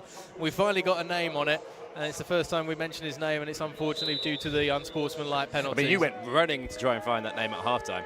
So with the ball on about the 10-yard line, this is where the London Blitz will start their next offensive ground game, and again they're able to easily just rumble their way through the tackles at the line of scrimmage and find some separation, this time making the jucks and the jives. Stephen May, the one able to carry the ball for a fresh set of downs and pick things up at around about the 28-yard line. Now, I know that Oscar Doigan might not be considered for the MVP, but he's just blocked somebody out of his shoe on that play. Literally took him out of his shoe. In the backfield once again, they get the throw this time out to Huday Gulev, and Huday Gulev is making his way out towards the left sideline. Ball looked like it came out and then was recollected by Huday Gulev just on this near side. Looked like there was a strip for the second. It was almost a fight for it. I think it was Ronan Dunn was the one that pulled it away. Yeah, you got Jack Humphrey, I think, in there as well, and you can see that motion again. You're reaching in and then trying to pull it out as hard as possible. But again, the ball comes out and bounces straight back into the hands of the London Blitz. There's so many opportunities there where it's just gone their way. Blitz come out under centre this time. Again, it's the pitches we've seen so often. May trying to make things work, but he's cornered in the backfield, able to get towards the line of scrimmage. And a 3rd and 4 is coming up here for the London Blitz to keep this drive moving. I think that was Aaron Mulvenna. Was it 9? Yeah, Aaron Mulvenna, number 19 on the play, really fighting off his block and trying to get around to get a hand on the running back's legs, and just does enough. Everybody else converges and swarms as well, and it gives him a 3rd and something to work with. See the Blitz here, though, resting their lead backs for the moment. May still back in there again. They give it to May, who's able to fight under the first tackle, gets stopped though, maybe 2 yards shy of a first down. 4th down coming up, and there's a little bit of afters as well, as Sirja Abu Shaban is the one who was maybe just a little too rough and ready after the whistles with May. This is it. I mean, the score is a score. We can't get away from that. But sometimes on the field, it is so hard to keep that level head when frustration builds and you know that things haven't quite gone the way you want them to. So you can see there, one of the linebackers keeping everybody in check, making sure that they weren't doing anything that was going to get a flag or a penalty. 4th down coming up, fumble on the snap. It's collected though by Badgery, and he's able to rush forward and reach out for that first down pylon, which I think he's going to get. I think that might be a favourable spot. The knee went down maybe a half yard shorter, but he kind of extended as it went, and that's done enough to move the chains. Fresh set of downs just about them for the London Blitz. Again, it's another moment of good fortune that's gone London's way, as it has done so often. This afternoon, Pinto is back in the backfield just to the right of Badri as he takes the snap, gives it to Pinto, and he works his way through with that Darren Sproles fighting physical approach to it. Gets about 14 yards on the gain. Fresh set of downs once more.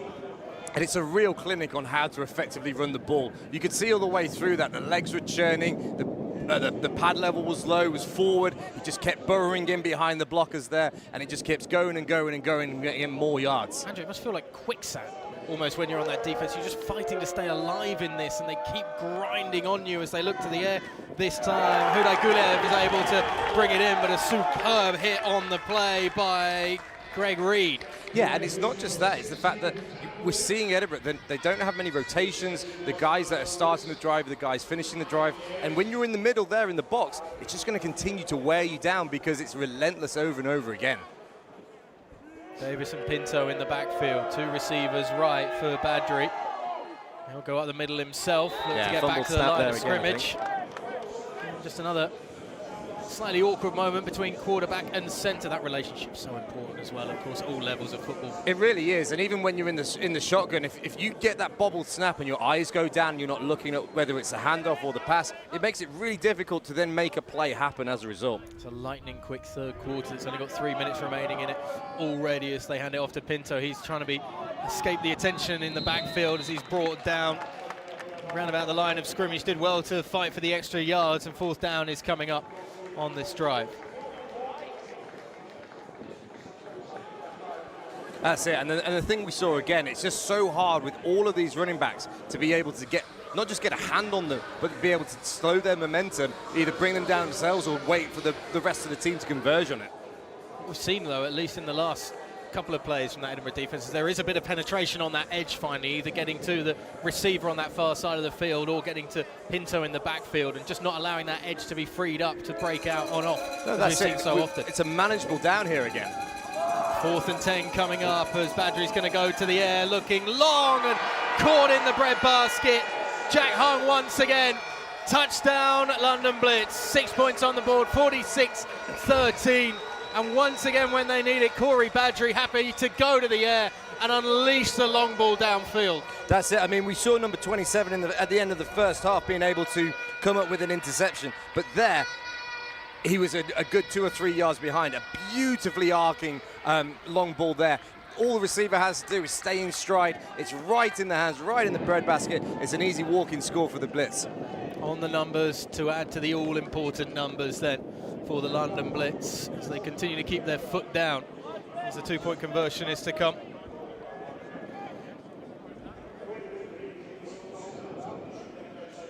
As the Blitz try to put 48 on the board, just a reminder that once we get to the 48-point mark, the clock will continue to run now for the remainder as the handoff up the inside, and it looks like it's going to be just about successful, the 2-point conversion. Yep.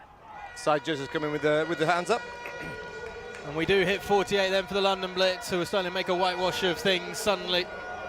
48-13 lead, the continuous clock brought into play now, and for Edinburgh it's about trying to save some face, unfortunately, at the end of this one as we move towards the end of the third quarter. 2 minutes to go here in the Under-19 National Championship game, and for Two Capitals, it's London that is running riot right now.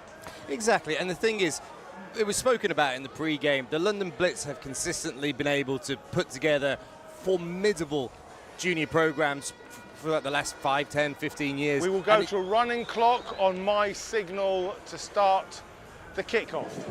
And it just shows here where the depth of talent they've got on the offensive line, at running back, the pressure they've been able to put on the quarterbacks for the Edinburgh Knights. It's just been a little bit too much for them, considering the competition they probably had in their regular season with the teams in Scotland. Yeah, that is the kind of question mark that gets raised a lot around about the teams north of the border, the fact there's only 2 other teams that the Edinburgh Knights have had to play, East Kilbride Pirates and the Highland Wildcats, as the Kickoff comes in for the Blitz. It's a fair catch called at the 45-yard line for Edinburgh. The ball taken by Jack Humphrey. And just going back to that point about Scotland, you know, you're playing the same opposition 3 times a year suddenly. You then go into the playoffs where they were very impressive, of course, against Manchester with that big victory. But you need to test yourself more and more against better calibre opposition, different opposition as well, which London are lucky enough to have. And this is it. I mean, in the pre-game, Sam Stoddard, he talked about what the actual budget was in order to be able to fund coming down into the Midlands for this game. McPhee just gives the hand off. There's a good step there by Johnston, who keeps on rumbling forward, breaks it out to that left sideline. He's at the 15, at the 10, at the 5. Touchdown, Edinburgh. Wow. Maybe the most impressive run of the game that we've seen from either team. They're still fighting them yet. Nicole Johnston just working his way out to that left edge, and he was not going to be deterred, was not going to be stopped. And the Edinburgh Napier Knights have something on the board in this second half. And the thing that we've seen with Johnson, we saw him earlier in the quarter being able to lower the shoulder and make a positive gain. That was just a great job of getting to the edge, following the blockers, and then making sure he found the end zone. Tight end on the right side of the line.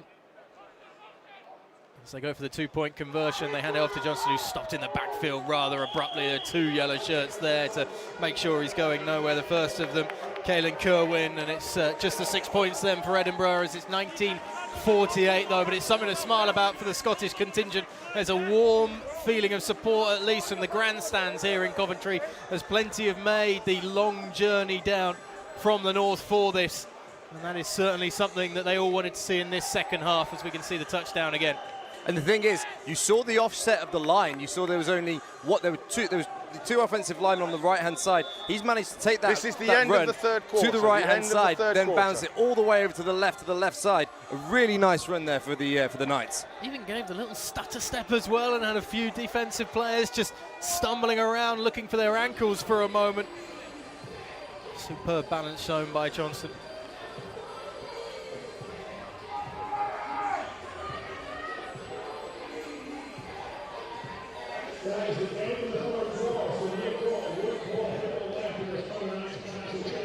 Just confirmation as we move into the fourth quarter that the clock will continue to run with the deficit as it stands, the 29-point game. If Edinburgh can get within 24, we'll go back to the usual clock application, but it will continue to be a continuous clock. Try saying that 6 times quickly as we move into this fourth quarter with the deficit at 29 for Edinburgh. But as I say, there is still fight in this team just yet, and you know that Sam Stoddart is going to want to see a continuation of 100% commitment throughout the end of this final quarter, as the ball's going to have to be respotted for Jay McPherson as it falls off the tee, which doesn't help matters. And you just wonder if maybe it's going to be the onside kick rather than sending one deep to Nico Bannerman, who's waiting back around about his own 10-yard line to return.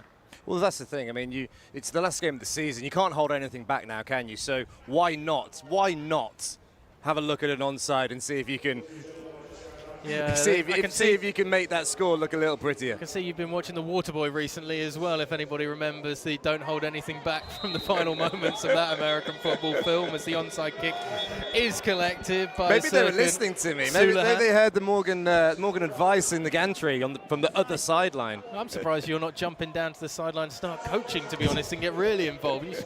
You know everybody in this arena right now. Kicking team. 5 yards will be added to where the ball was recovered. First down. So you can see there, I think the returners there on the Knights were a little bit too happy. They were across the line before the ball was kicked because they're desperately trying to get onto that onside kick to get possession back. So the Blitz will come out then in Edinburgh territory at the 44-yard line. Padry takes the snap and just hands it off. There's a slight slip there as Okafor was trying to twist and turn his way away from trouble. He's met after a gain of about 5 yards or so, and second down and 5 coming up. So there's definitely something up because all 3 back judges have flagged the play for some reason. I think Edinburgh had 10 on the field for that. I'll wait to find out what Keith Wickham has to say. We should be able to hear him. Flags haven't yet been picked up, not all of them anyway. Yeah, there's still 1 down.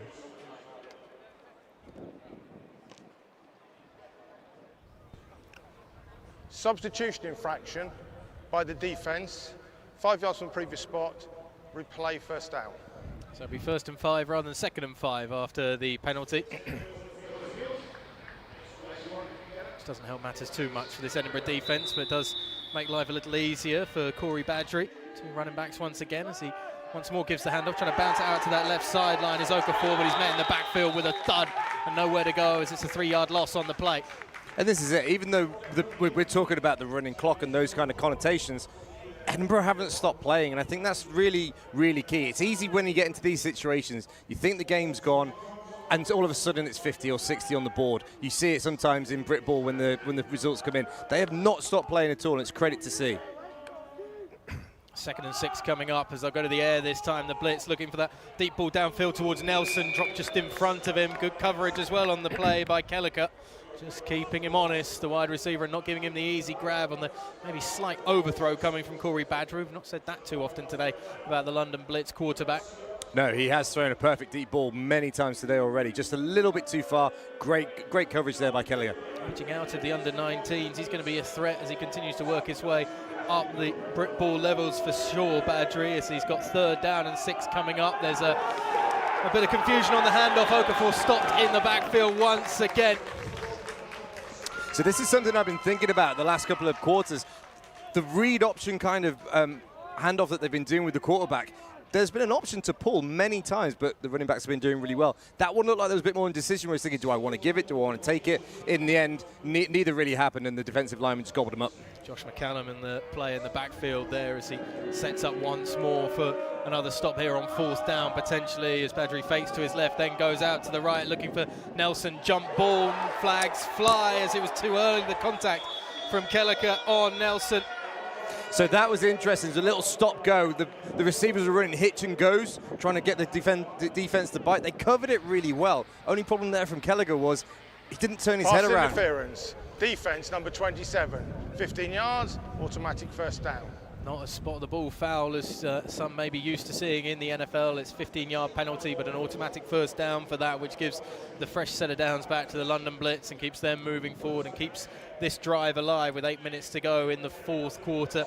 Time ticking away for that Edinburgh miracle comeback. Never say never in Britbowl, but it's looking harder and harder at the moment for the Scottish side, and certainly they need a stop sooner rather than later if they're to start making a fist of this once again. Uday Guliev goes in motion from left to right, wave back out to that slot position. Badgery just gives the handoff. There's nowhere to go for Okafor again. Once more, he's met in the backfield once again. It's McCallum getting that great penetration off the line. The big number 72 helped out as well by Owen Carragher, I think it is, down there. Yeah, you can definitely see the Blitz are starting to rotate their players through. You're seeing more of an equal showing there in terms of the defensive line and the offensive line together. But it's those big plays we see. I mean, just going back to that pass interference, it's so frustrating when all Kelleher has to do really just turn his head a little bit to the side, shows that he's playing the ball, not the man. And it's just those little things that make all of the difference.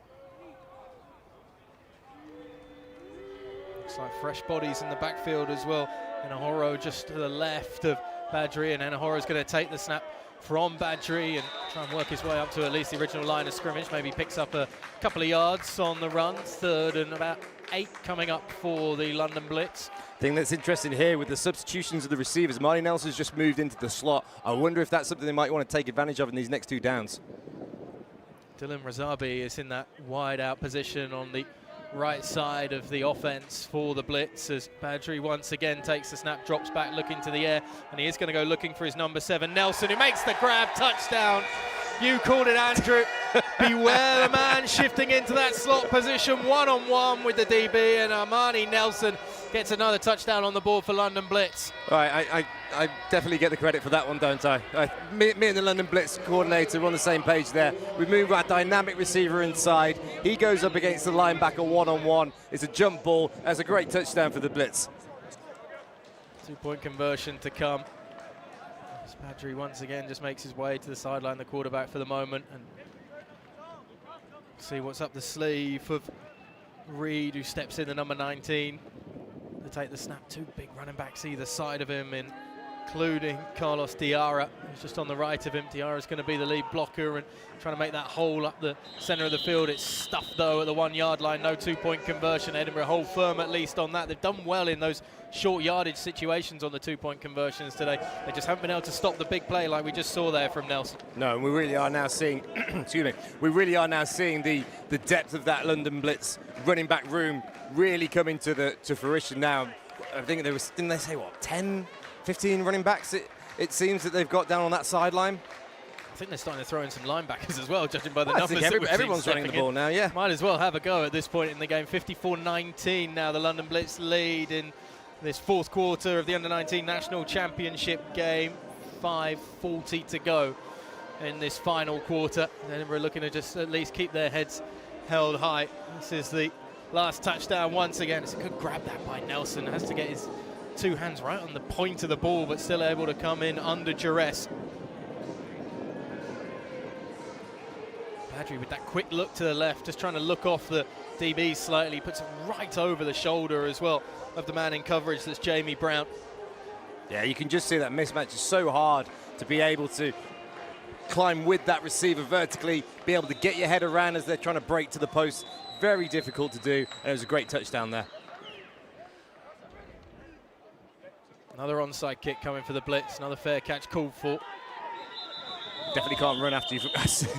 he waved the fair catch and thought, oh, might have a little run of it there. Not questioning Lachlan Dunbar and his ability. Maybe he's thinking he was kind of waving it off at the last second as well, and the chance to try and take it for an extra yard or two, but no, down at the 50-yard line. Edinburgh will start this drive with the clock continuing to tick away. A chance once again to see if Lachlan McPhee can get this offense moving. Once again, it's Johnston in the backfield behind him. Two receivers stacked to the left side of the offense for Edinburgh. Bring a tight end in as well onto the line. Going to give it to Johnston, who makes, again, the first man miss. He's got open space in front of him as he gets the first down and more. Another great shimmy and a step to get up towards the 20-yard line, fighting for extra yards, and down at the 16.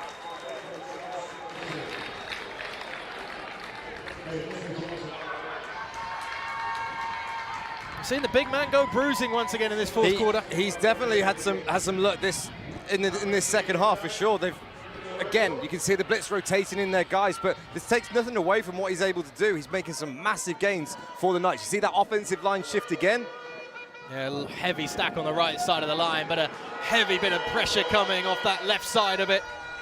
Three yellow jerseys swarming. Kevin Nana once again in on the backfield to get in on the act, as he has done all afternoon. Johnston going nowhere with that one, forced backwards behind the line of scrimmage, loss of around about 5 or so on that. Yeah, again, you see it again, that when the snap doesn't get to the quarterback on time, especially even if it's a handoff, there's just no chance for anything to happen the way that you want it to. Receivers stacked to the right side. Again, they bring the tight end in and shift that line once more. Heavy set on the right side of the line for McPhee. Hands it off to Johnston. He's going to take the brunt of the carries once more, trying to fight his way for extra yards. Can't get back to the original line of scrimmage. And it's going to be a 3rd and 11 coming up. We haven't said his name too much, but number 14 there, Oscar Sambalam, really set the edge there on that outside zone. He was driving his player away, meant that we could then cut back inside. Nice little run there. Hasn't had a big chance, somebody that we were certainly hearing a fair bit about coming into this game, but Sambalam not had the opportunity to really get his hands on the ball in this one, nor has looked a great physical threat in that run game too often today. Change in the backfield once again behind McPhee as fresh bodies come in for Edinburgh. 3rd and long coming up. McPhee throws it out to the left side looking for the wide receiver screen, but there's nowhere to go really unless Ryan Courtney can make something special happen, but with 3 defenders around him, that was always going to be unlikely. That's the thing. I think that's the first time we've said Ryan Courtney's name since the second quarter. After those few opening drives where he was dominating in the middle of the field, making big catches, they've really not been able to get the ball back into his hands, and it's really shown. 4th and long coming up as it's going to take us down to the 2-minute warning. This is the 2-minute warning. This is the 2-minute warning.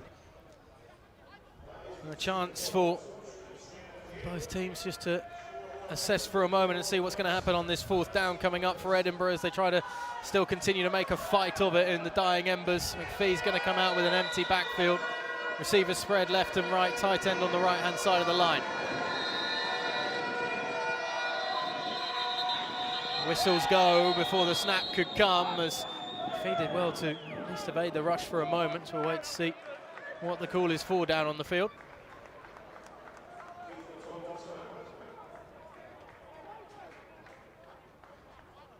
Yeah, while we're waiting for the call there, it's interesting. There was a really nice little slant bubble concept. It was zero coverage on that left-hand side. If At he'd got the time, 140, first time out, London. if he'd got the time there to get that pass off, would have been a nice little combination to try and score a touchdown.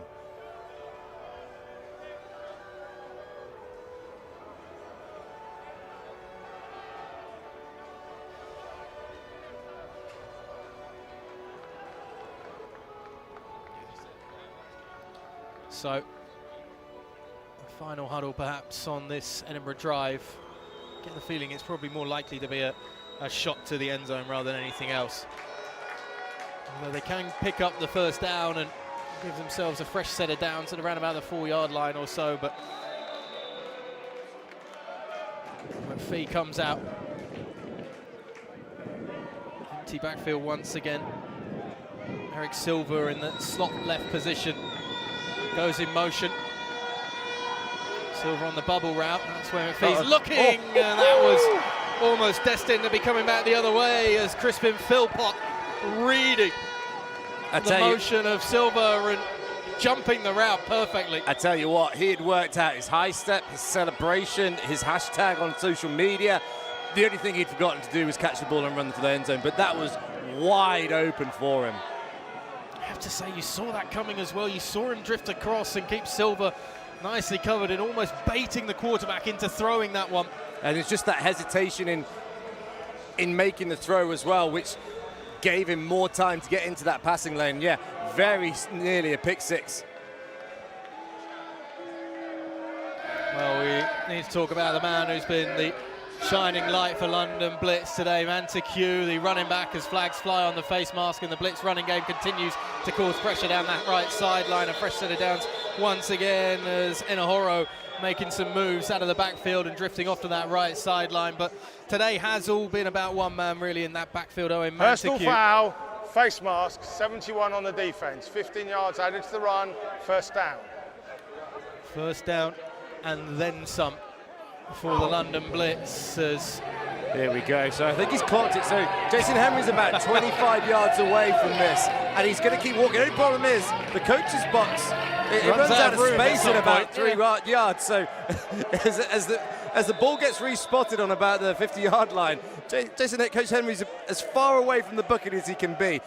Well, the element of surprise is gone at this point. What the London Blitz are doing is at least moving the ball down the field so we can see the action and the soaking all in one go as it's aimed down that right sideline. Closest to it was Dylan Razabi. But here we go. They've got it cornered now. Short of running on the field or into the car park.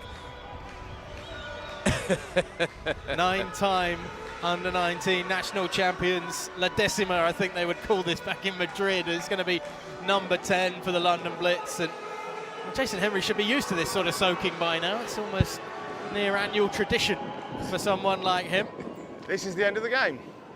As the clock runs out and the London Blitz make it 10 under-19 national championships. Jason Henry, the head coach, gets the bathing that everybody wanted him to see, and led by an MVP in Owen Manteque, it is London that leap into top spot in the under-19s National Championship final.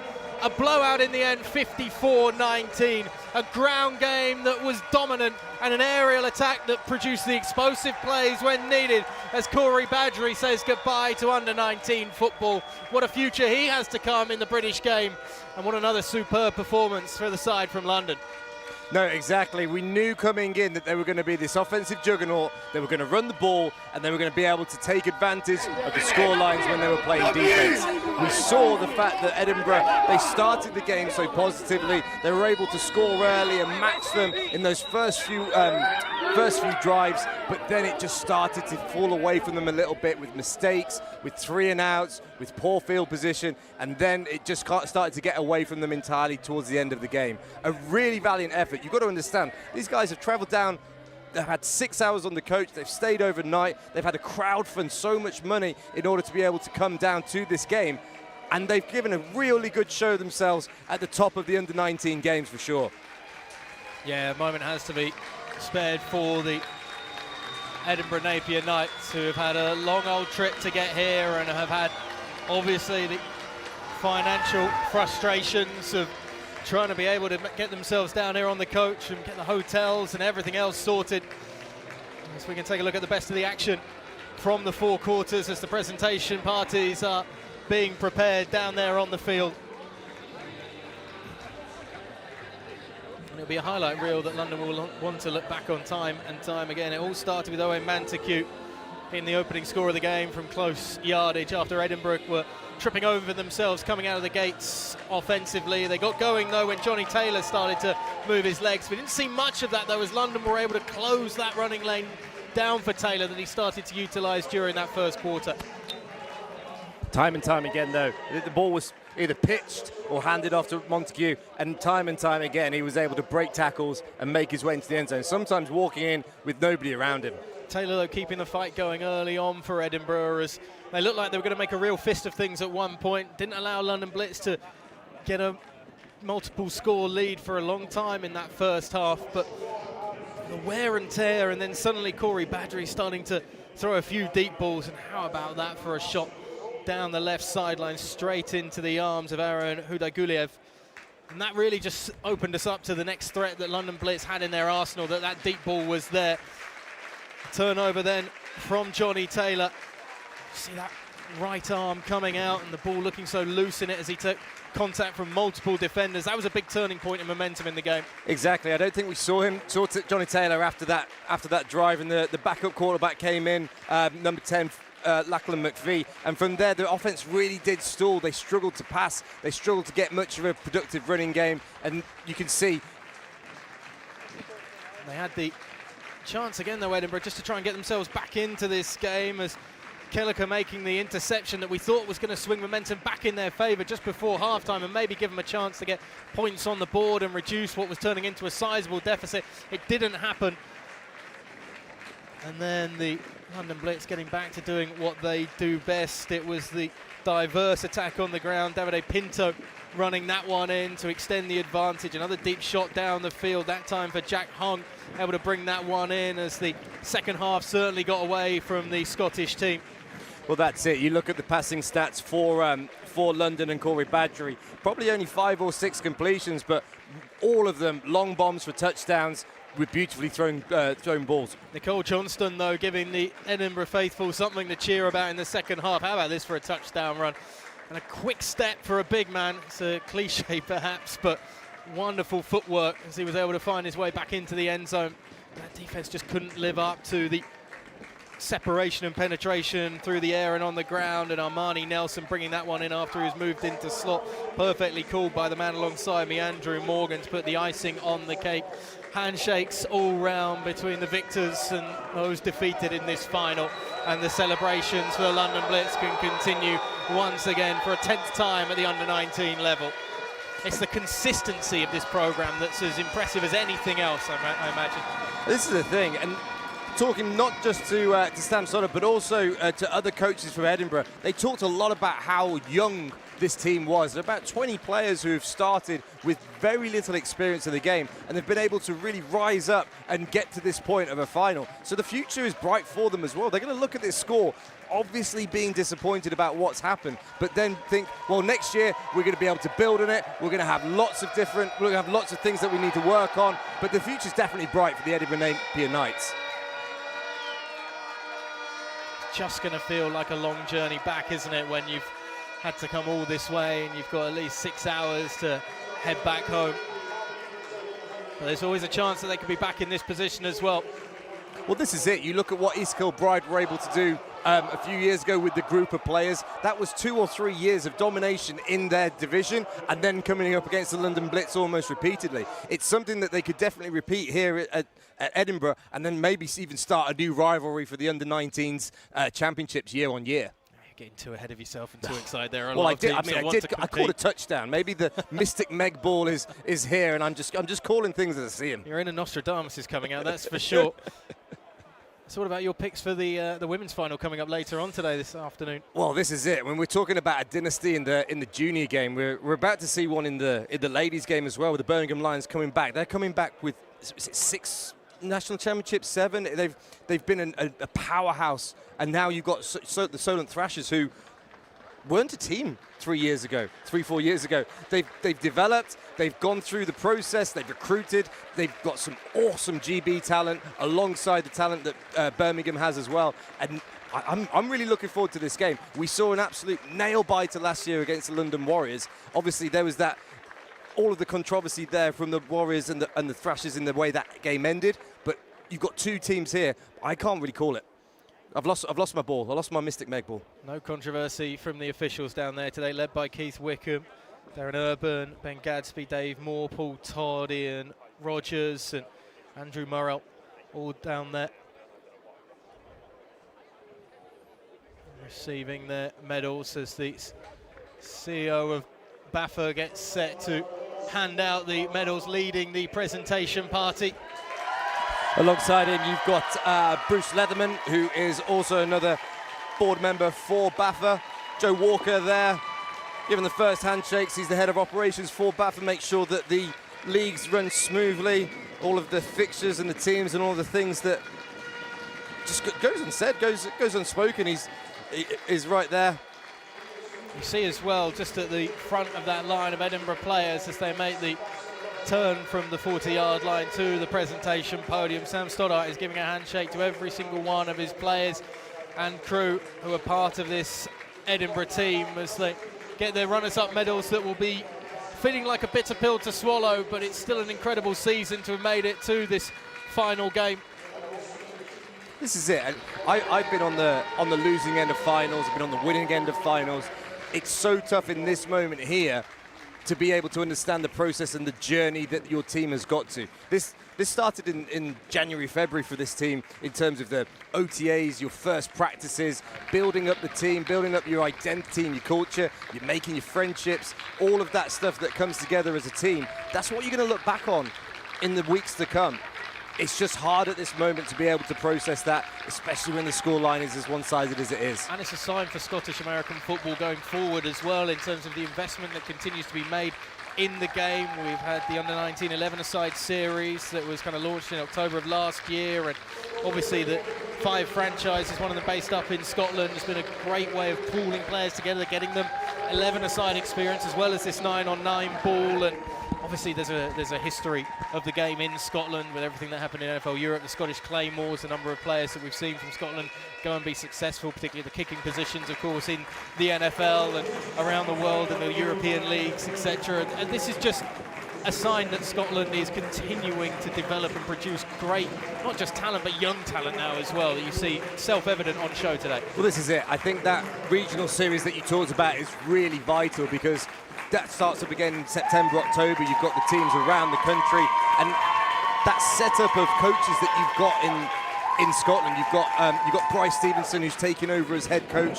He's a mastermind of defensive football for the East Kilbride Pirates as their DC. And it's something that will definitely continue as they build that 11-man program, but also as you see this 9-man program as well. Kevin Nana at the front of the line, waiting to get the introduction and walking up to the victors. Go the spoils. Alec Roberts, you see there as well, first get his hands on a medal, as they will form behind the champions banner and get the big prize of the trophy as well. It's a powerhouse at this level of the game. It's been a pretty dominant season. As I say, the lowest points tally put on the board by them this year, 30 points. They were impressive, of course, shutting out Nottingham Caesars in a 34-0 rout in the playoffs, along with the victory over Rushmore Knights as well. Very much a revenge game that against a Rushmore team that beat them last year, and a 54-21 victory. Another 54 points on the board this afternoon to win them a national title once again.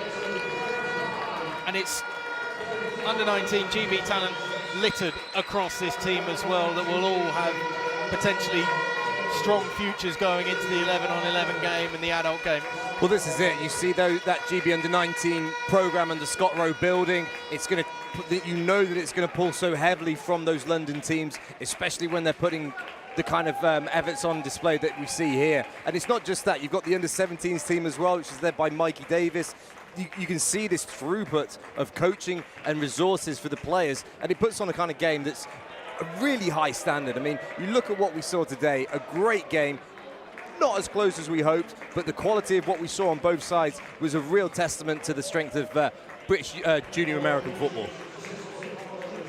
Just to the end of the line, Jason Henry. He's had a chance to dry off a bit. Warm temperatures here, even if it's not quite as sunny as some would have hoped for, but certainly a very pleasant afternoon weather-wise and a very impressive afternoon for that man in his team. You're just seeing the left of your screen there, Jason receiving his medal.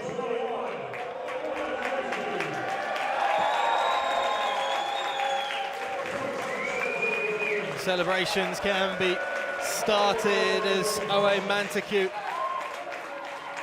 our MVP of this championship game, dons the hat that says those important 3 letters, and the London Blitz are Under-19 National Champions for a 10th time in the team's history. And they have put their best foot forward time and time again today here in Coventry to give themselves the opportunity to lift that.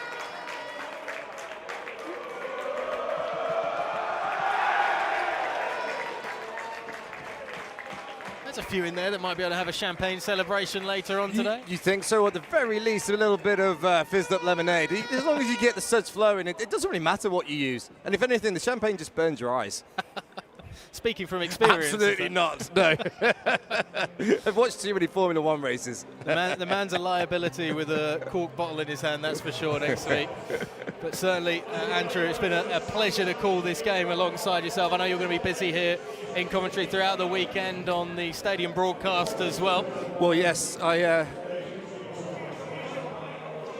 before we can give you your proper swan song out, we've got the head coach down there with Stephen, Jason Henry, talking after an impressive victory.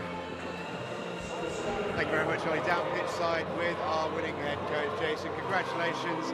That trophy lift isn't going to ever get old for you, is it? I try not to do the trophy lift, I try to hand it off to another player. So, yeah, it's nice. It's like everything else, it's more about the players, coaches and support guys. It's their season. I'm still thinking and planning about next season, believe it or not. No, I can believe it, because that's what this age group is all about, isn't it? It's always about the next one, and that's what you guys seem to do really, really well. I think loads of programs do that really successfully. I think we have a model. It's great, the model we have in regards to it. It's not dependent necessarily on all our other programs like our flag or U16. For them, it's about engagement. It's similar to ours. Believe it or not, it's not about winning. It's about participation. And our aim and ambition is to make sure every game, every single player that turns up plays. So that's the minimum requirement we try to do, and that's what we do. So yeah, it's an ambition of everybody to get the program be successful, but every program successful in the country. Yeah, and you could see there, especially towards the end, every player got minutes on the pitch in a national final, which obviously is so important. But you must be so pleased with the performance as well, because that's all well and good, isn't it? But they are competitors, they want to win. It makes it even sweeter when that happens. Oh, yeah, it's an easy job for me. It's like I give them a little bit of a contract at start. What do you want out of the season? To have fun, participation. I've been there, seen and done it. So it's like, so I don't push to say about winning. It's about participation. So if they then go, I want to win, now you turn up to practice, and now you kind of listen to what needs to happen, and you get an opportunity to be successful. How pleased were you with the performance today? Because it was awesome at times. It seemed to all flip on one moment in that first half, but then from that point onwards, it was relentless, really, wasn't it? Football it always starts 0-0. That's how I've been taught. So again, every team, no matter who they are, I expect them to come out gun blazing, trying their best to play football. Same with these guys. So I always give them at least a couple of drives for our guys to get settled and work out what has happened. So again, it was like I expected a very good Scottish team to come out here the Knights and represent, and they did that. And I expected to pass the ball, I expected them to run the cube, and they did that extremely well. And again, for these guys, like now lock in and start focusing, and which they did, to their credit, they did really well. 10 titles. That's Pretty amazing, isn't it? Yeah. It's sometimes we talk about it as 10 titles.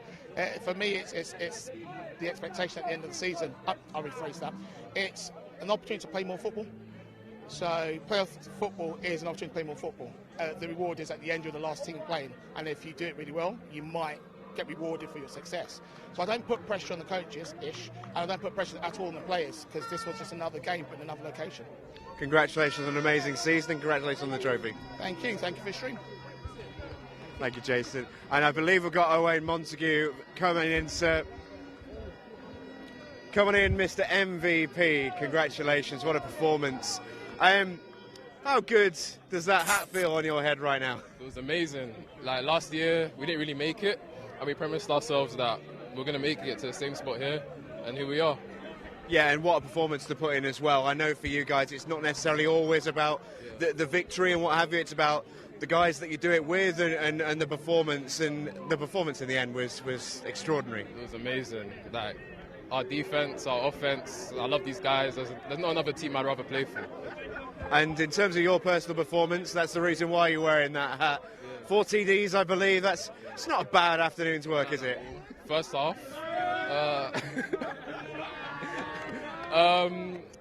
it's a testament of all the hard work I put in all season. But obviously the work would have been done without my O-line, the blockers, like all the credit goes to them, honestly.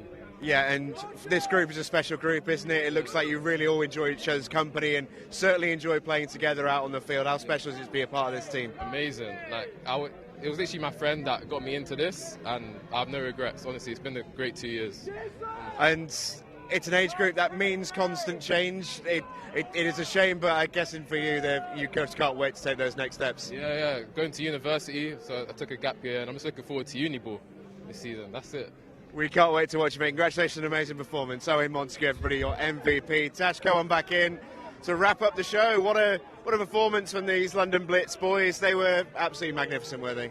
Yeah, we kind of expected them to come out on top. They were the favourites to win, but it was a truly dominant performance and a great way to start the Britbowl weekend. I loved the way that Jason there spoke about the way they operate the programme. First and foremost, participation and just making sure that everyone gets to enjoy the experience. And it helped with the way the game went, but I think they'd have done that anyway. They wanted to get everyone on the pitch, everyone to feel what being in a national championship is all about, and, well, they all enjoyed it. Yeah, I think it was really great that they managed to go down their depth chart there in the fourth quarter, because as you say, it gave everyone an opportunity to actually feel involved, and that means that you always feel like you've earned your medal then, you've earned that piece, that win, and so I think that was really great, but also it gives them all a real good insight into playing to get them ready for the next step. And how pleased, part of the running back union, to see Montague pick up the MVP.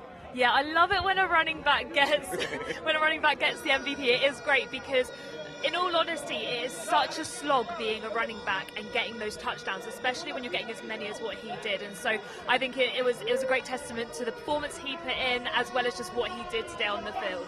Yeah, absolutely. We should just say as well, commiserations to Edinburgh Napier Knights. They've enjoyed themselves a fantastic season, and just even getting here today was a huge achievement for them. Congratulations on an amazing season, and we can't wait to see you again next year. But for myself and Tash, for the time being, we're back with you very shortly for the women's game. It should be an absolute belter. Birmingham Lions in action up against Solent Thrashers in something a little bit special. Can't wait to bring that to you, and it's coming up for you. Let's have a time check fairly soon as well. Don't go too far. That game kicks off at 5. We'll start the coverage for you in about 20 minutes.